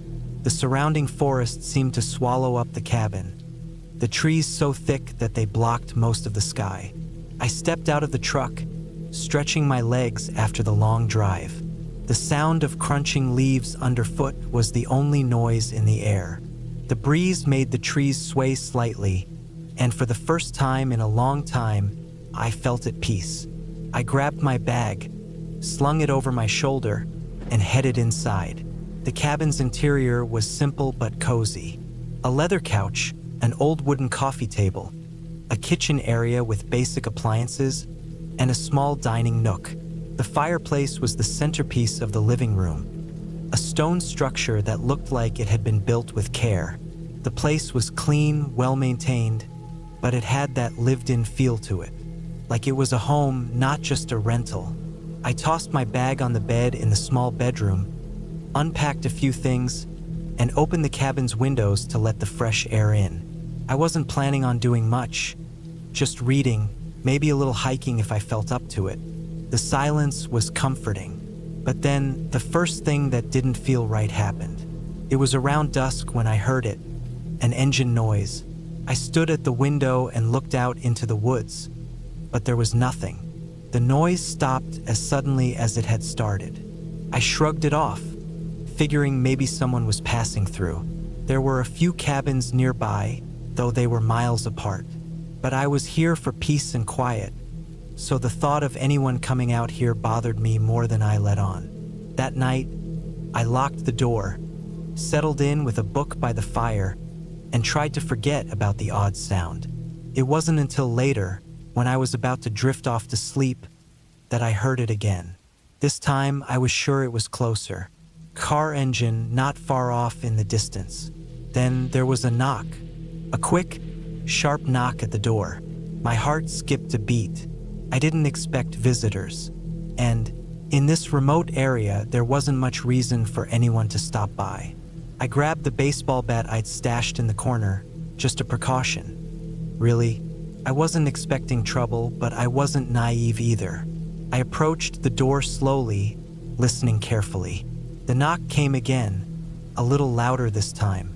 The third knock followed. I took a deep breath and opened the door.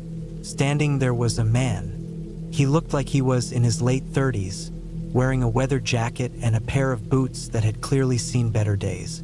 His face was hardened, like someone who had spent too many years dealing with life's rough edges. But there was something about him that made me pause. His eyes were wide, unsettled, almost frantic. "Can I help you?" I asked, my grip tightening around the bat.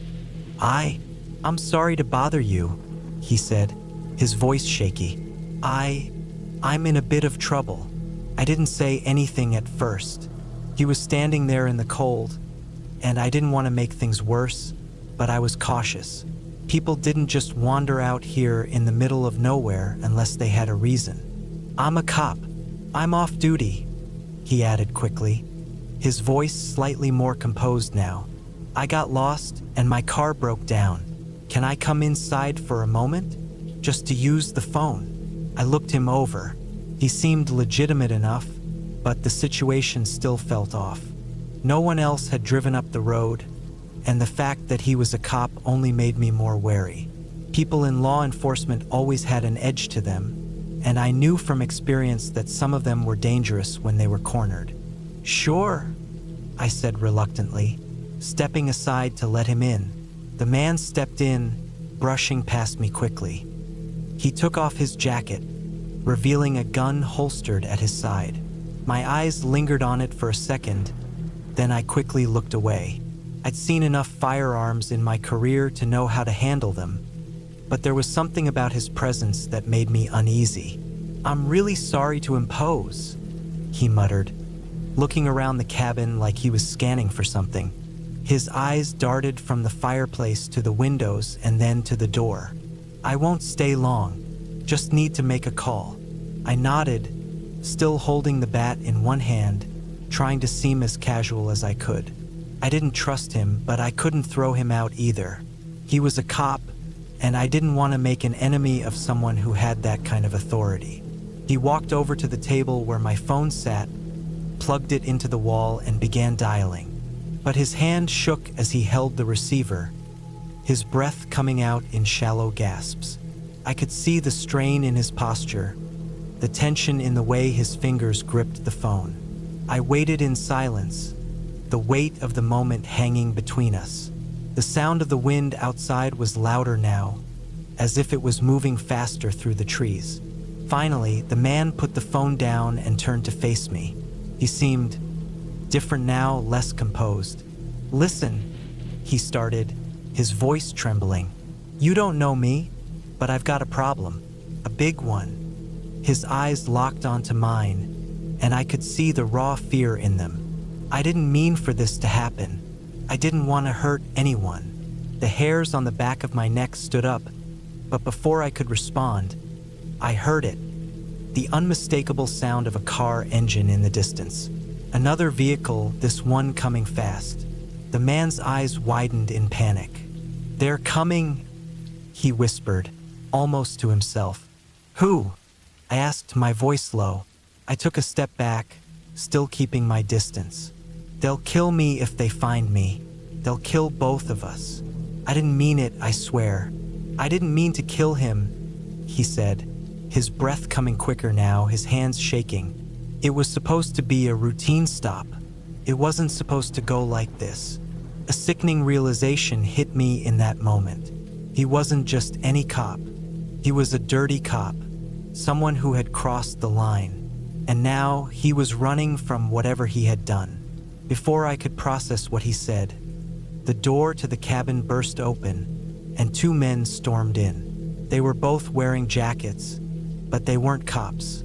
I could see the glint of knives in their hands, and the tension in the room escalated instantly. The man behind the table dropped his head and muttered something under his breath, like he was praying. "Where is it?"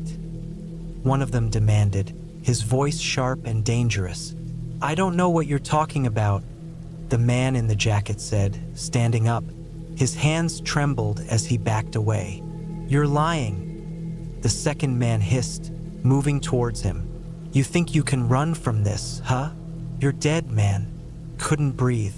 I was trapped in the middle of something far bigger than I had anticipated. These men were killers, and they weren't leaving without bloodshed. I moved toward the back of the cabin, clutching the bat tightly. There was no way out. The two men were closing in on the cop, and I was stuck. But then, something shifted. The cop reached down, pulling out his gun. In that instant, everything happened too fast for me to register. The gunshot was deafening, and the first man dropped to the floor, blood pouring from his chest. The second man lunged at him, but the cop fired again, hitting him in the leg. The man screamed in pain, falling to the ground. The cabin was filled with chaos. My heart was pounding in my ears, my hands trembling around the bat. When it was over, the man who had been shot in the chest was dead. His body sprawled across the floor, blood soaking into the wood. The second man was still alive, but he was holding his leg, groaning in pain. The cop stood over them, his breath coming in ragged gasps. He was shaking, his face pale. He looked up at me, his eyes wild. "I didn't want to do this," he whispered, "but they were going to kill me. They were going to kill both of us." I stood there, not sure what to say. This was madness. It was over now, but the reality of it all still hadn't hit me. The cop had just killed two men in my cabin. There was no going back from that. In the end, the police would arrive, the cabin would be processed, and everything would be a blur of paperwork. But none of that mattered. What mattered was that I had been there, right in the middle of it, and I had survived. The cop, in his panic, was arrested later that week. He was charged with multiple crimes, but in the end, he didn't get the easy way out. I went back to the city after that, leaving the cabin behind. But it would always stay with me. The blood, the lies, the things we do when we think no one's watching. I didn't get the peaceful getaway I was hoping for. Instead, I left Pine Ridge with a story no one would believe. But I knew the truth, and it was enough.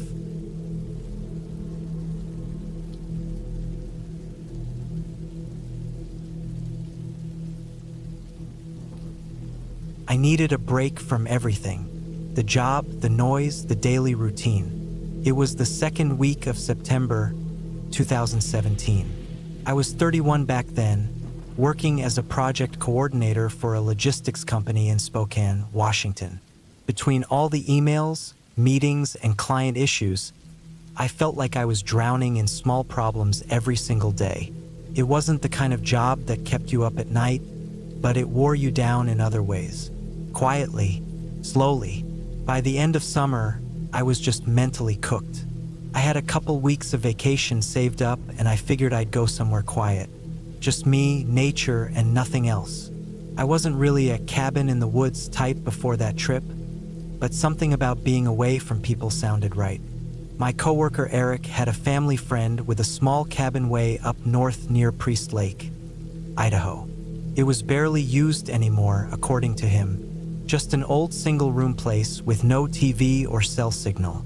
The guy who owned it had a stroke years back and wasn't doing great. His son, who technically owned it now, didn't really go up there. Eric said he could reach out and get me the keys. A few days later, I was driving north with a backpack, a cooler full of frozen food, some bottled water, and a thick paperback book I'd been meaning to read for almost a year. I had no big plans, just reading, walking around, maybe fishing. I figured a few days out there and I'd feel human again. The road to the cabin wasn't even paved. It was all gravel and full of potholes. My car, a '04 Subaru Forester, could just barely handle it. Trees pressed in close from both sides.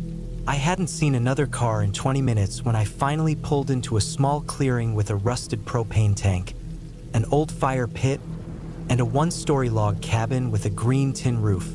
No address, no mailbox, nothing fancy. The place looked like it hadn't been touched in years. The steps leading up to the porch were warped and soft under my boots. There was a heavy padlock on the door. The key Eric gave me worked, though I had to shoulder the door a bit before it gave. Inside, the place was even more basic than I expected. One big room, a small table, 2 wooden chairs, a stone fireplace, a narrow cot with a thin mattress. No TV, no radio, no power outlets. There was a small gas stove and an ancient Coleman lantern hanging on a hook. I dropped my pack and took a deep breath. It smelled like old pine and dust. It was quiet, really quiet. Even outside, the only sounds were wind in the trees and the occasional crack of branches.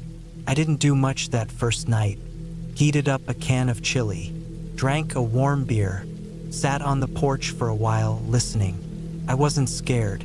Not yet. Just unfamiliar with the kind of silence that deep.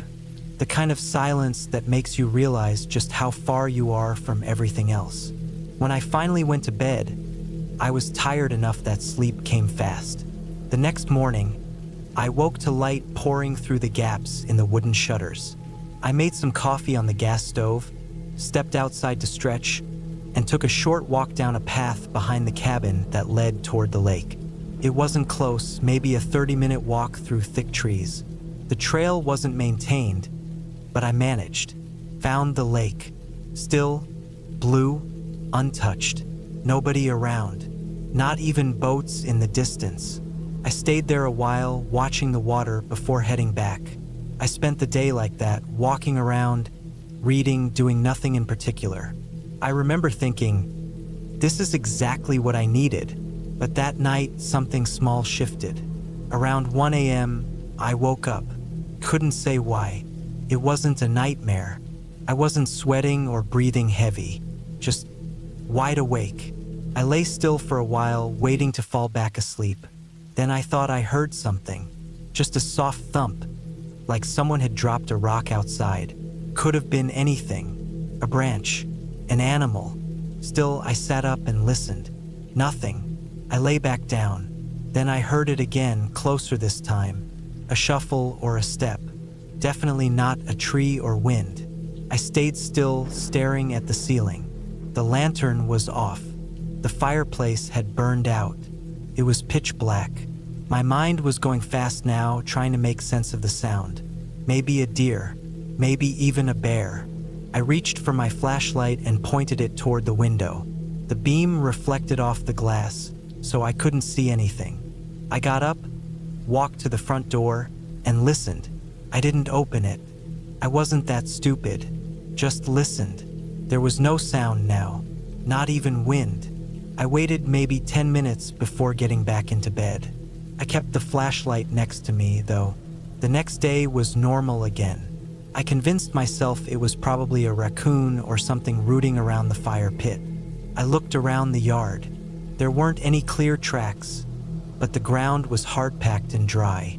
I didn't see anything strange, so I let it go. The sun came up strong that day. I hiked back to the lake, fished a little, even fell asleep on the shore. I was trying to shake the feeling that something was off, but it got worse that second night. It was almost the same routine. I went to sleep around 10. No weird noises, no animals, but I woke up again, closer to 3 a.m. this time. I didn't hear a sound at first, just had that feeling again, like something had nudged me awake. I sat up in bed, grabbed the flashlight, and scanned the room. That's when I noticed the door. The front door wasn't closed all the way. It wasn't open either, just not latched. I knew I'd locked it. I always double-checked. That door stuck bad enough that you had to pull it hard just to close it. And it had been locked from the inside. I remember locking it after brushing my teeth. I got up slowly, flashlight shaking a little in my hand, and moved to the door. I pulled it shut and locked it again. This time, I dragged a wooden chair in front of it, just in case. I stayed awake until the sun came up. When daylight finally came, I searched the entire area around the cabin, walked a wide circle, checked the trees. I didn't find anything. No tracks, no trash, no sign anyone had been there.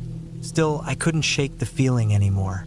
I didn't want to panic, but I started asking myself hard questions. Could someone be messing with me? Did Eric's friend know I was here? Did he tell someone else? Was this cabin as forgotten as they said? I didn't want to leave right away. I come all this way. I thought maybe I could just be extra careful. So I stayed one more night. The third night was different. I didn't sleep. Not really. I lay on the cot with the lantern on, flashlight on my chest, knife from the kitchen under my pillow. The silence outside was thick. Around 1:40 a.m., I heard a sound like dry leaves crunching, then a creak on the porch. The exact same sound those warp steps made when I stepped on them. I didn't move. Then there was a scratch against the door. Not knocking, scratching. Long, slow drags of something against wood. It lasted maybe 10 seconds. Then it stopped. I didn't breathe. My heart was going so hard I thought it might give me away. Then silence again. After another 10 minutes, I got up. I moved as quiet as I could and crept toward the window, staying low. I eased the shutter open a sliver and looked outside. It was too dark. I couldn't see anything. I leaned in a little closer and something moved. Just a shadow, just a flicker, but it was there. Person, standing just outside the circle of the porch. They weren't moving, just standing, watching. My body locked up. I wanted to scream. I wanted to run. I backed away from the window, sat down on the floor, and just waited. I waited hours. Dawn didn't come fast enough. When it finally did, I got up, looked outside again, and they were gone. I didn't pack anything. I grabbed my keys, my wallet, and I got into the car and started driving down that gravel road as fast as I could. I didn't stop. Not until I was back in Priest River, sitting in a gas station parking lot, breathing like I just run a marathon. I stayed at a motel that night. The next day, I called Eric and told him everything.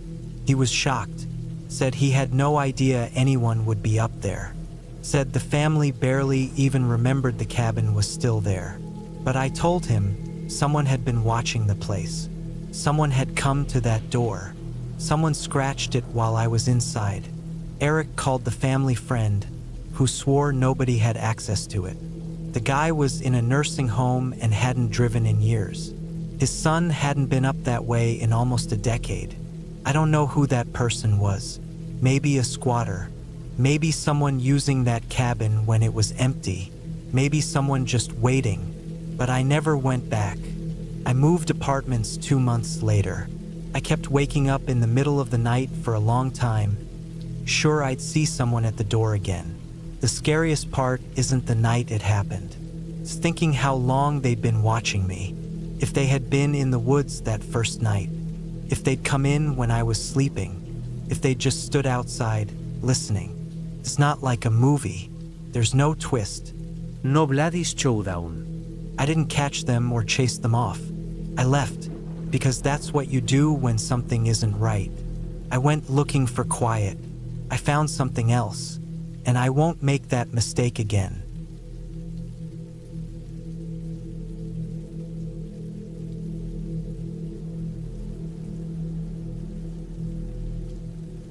I had always dreamed of getting away from the hustle and bustle of daily life.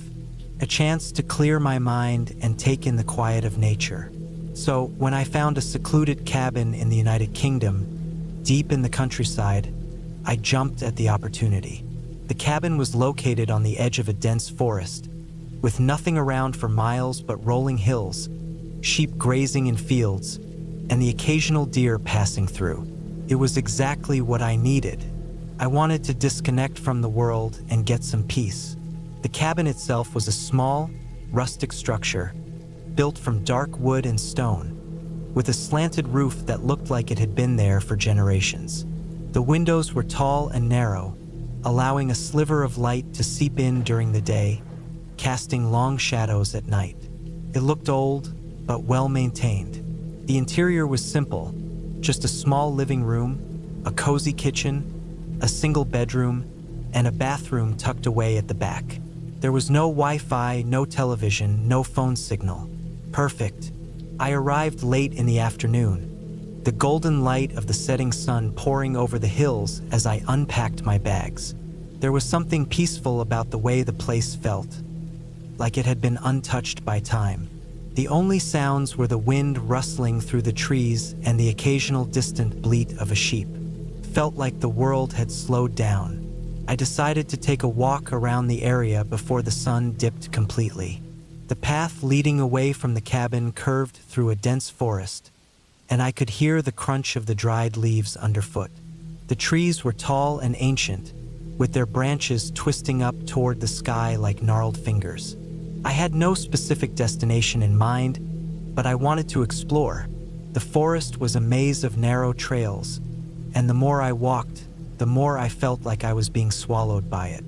There was no one around for miles, and the further I went, the more isolated I felt. As the light began to fade, I turned back toward the cabin. It didn't take long before I realized I had strayed farther than I meant to. The path back seemed unfamiliar, the trees now casting eerie, long shadows in the dying light. My heart rate quickened. I wasn't lost, but I had an unsettling feeling creeping up my spine. The wind had picked up by now, and the temperature had dropped. I started walking faster, trying to ignore the tightness in my chest. The thought of getting back to the warmth of the cabin kept me moving. As I neared the edge of the forest, I noticed something odd in the distance. It was a figure, a woman standing at the edge of the trees. At first, I thought it was just the wind playing tricks on me, but as I got closer, I could see her more clearly. She was standing still, facing away from me. Her posture was rigid, almost unnatural. She wore a long, dark coat, the fabric swaying slightly in the wind, but she didn't move. She wasn't looking at me or even in my direction. Her head was tilted slightly down, her hair hanging loosely around her face, obscuring her features. The unsettling thing wasn't her appearance, but the stillness of her presence. It felt off, like she was too out of place in the quiet of the forest. I stopped walking, unsure of what to do. There was no reason for anyone to be out here, especially not this deep in the woods. The nearest village was miles away, and no one had mentioned anyone else being in the area. I took a few hesitant steps forward, trying to get a better look, but the woman didn't move. She just stood there, eerily silent.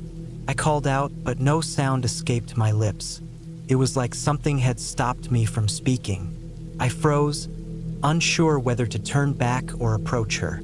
My instincts screamed at me to leave, but my curiosity got the better of me.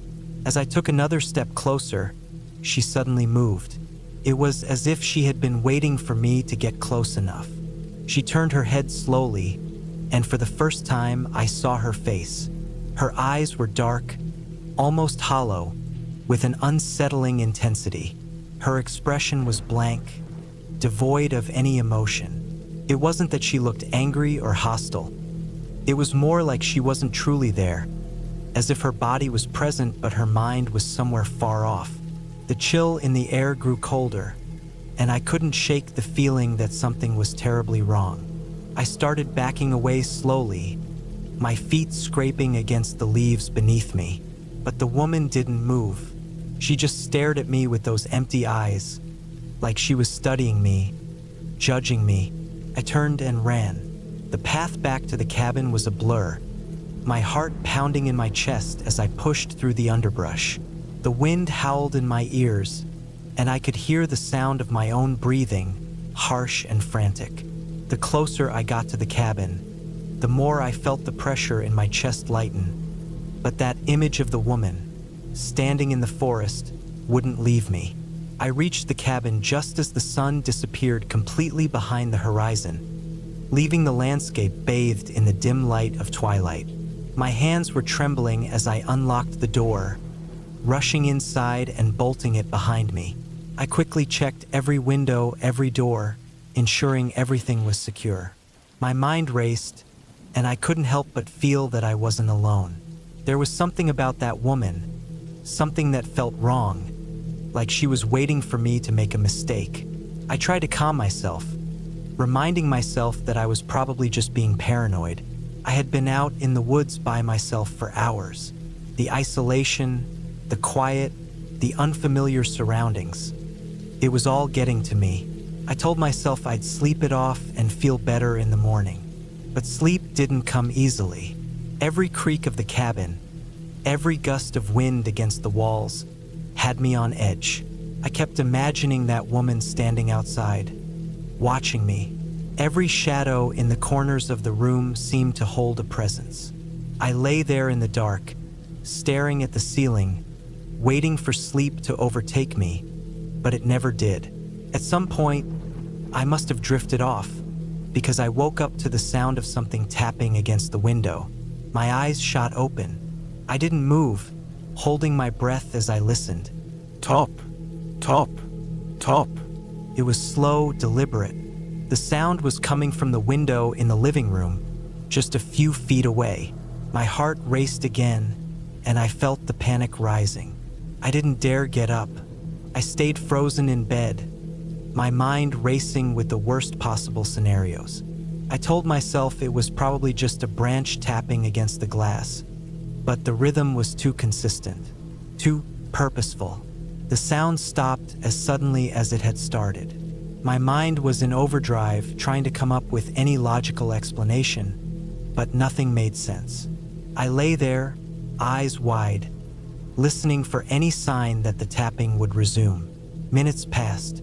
The house was completely silent, save for the occasional creak of the wood. I waited. Finally, after what felt like hours, I convinced myself to get up.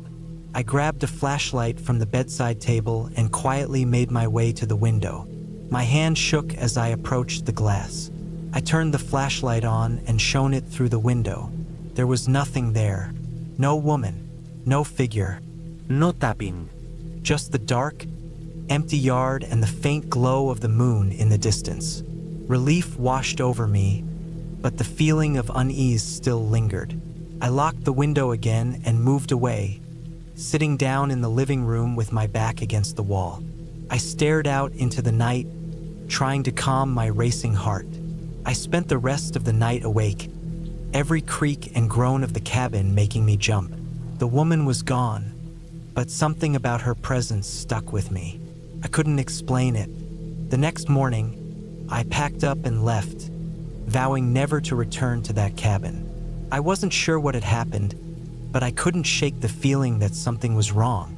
Something in that forest, in that woman, had unsettled me in a way that I couldn't understand. As I drove away from the cabin, I glanced back at the forest, still standing silently in the distance. and for the first time I felt grateful to leave it all behind.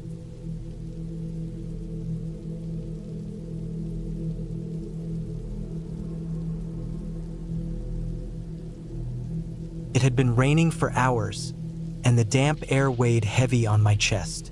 The sound of water tapping relentlessly against the canopy of trees, the occasional rumble of thunder in the distance, and the eerie quiet of the wilderness all combined to create a feeling of isolation I had never experienced before. Alone in the woods, miles from the nearest town, I couldn't help but wonder what had drawn me to this place.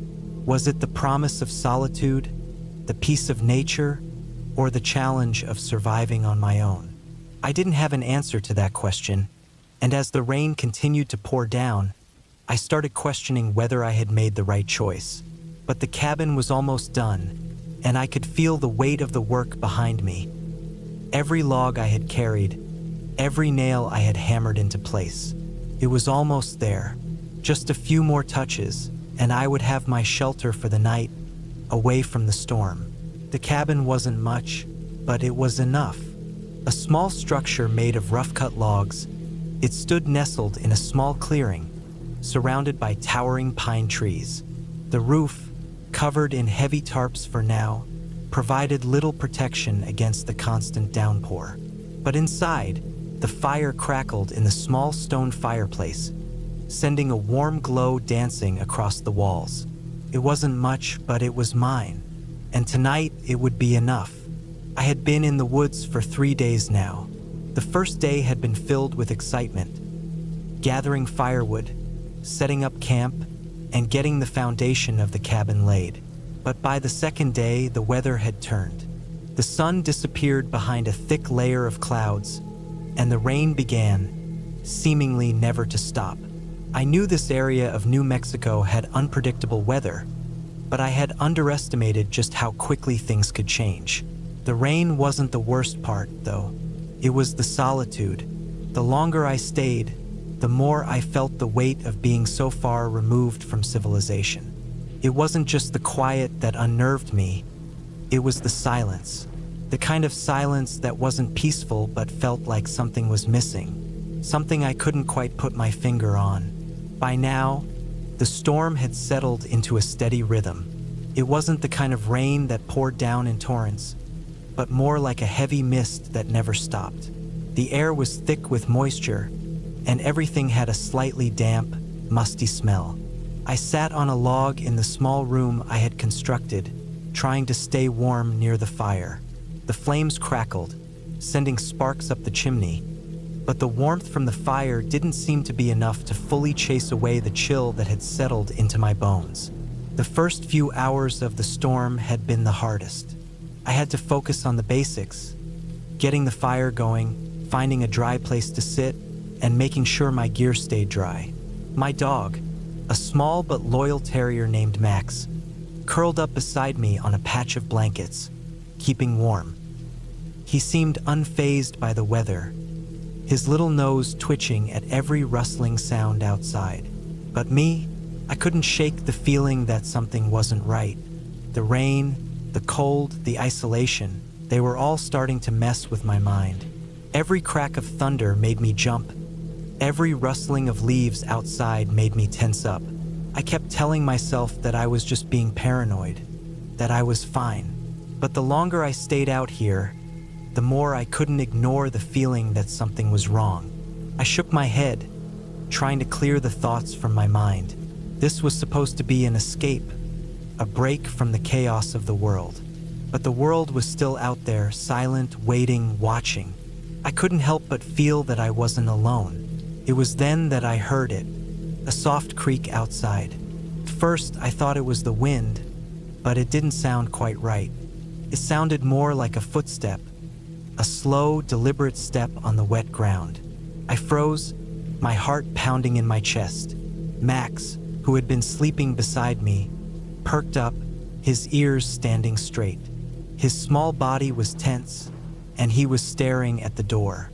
I strained my ears, trying to listen through the storm, but the rain was so loud, it was hard to hear anything else. Another creak, this time closer, My stomach turned, and I felt a wave of cold sweat run down my back. It wasn't the rain. It wasn't the wind. Someone or something was out there. The idea of going outside and investigating crossed my mind, but I quickly dismissed it. That was a rookie mistake. No one in their right mind would leave the safety of a cabin in the middle of a storm like this. But I couldn't shake the feeling that whoever or whatever was out there was watching me.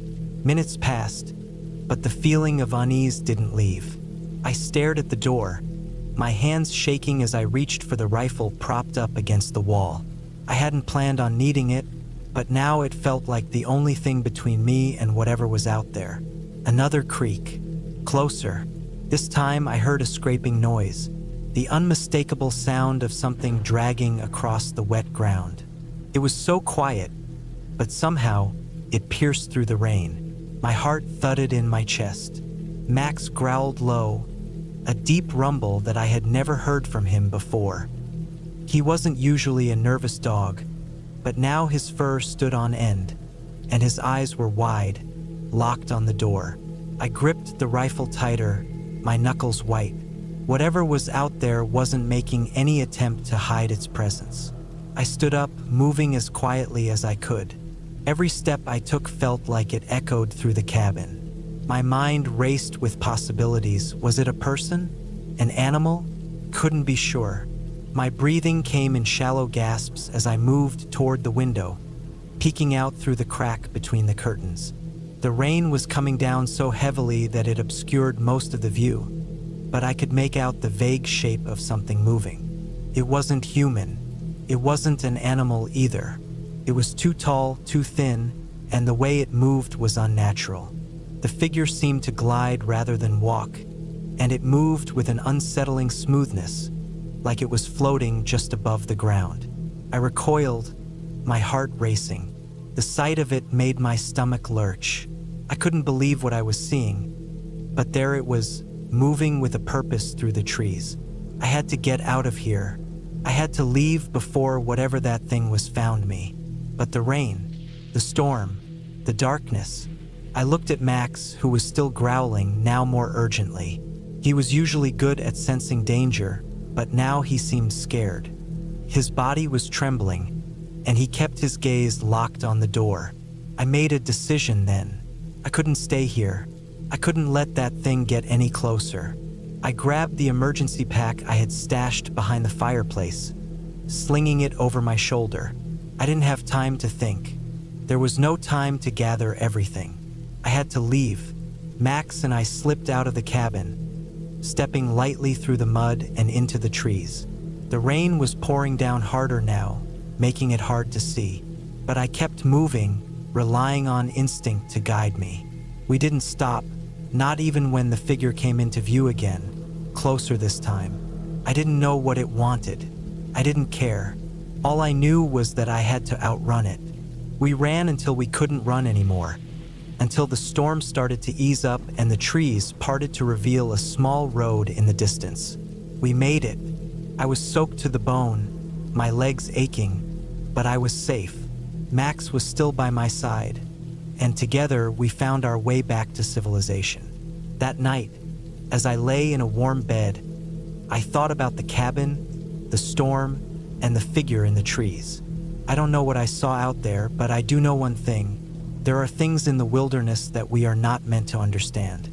And sometimes the best choice is to walk away before you find out what they are. The rain stopped by morning. The world seemed to return to normal, but I knew better.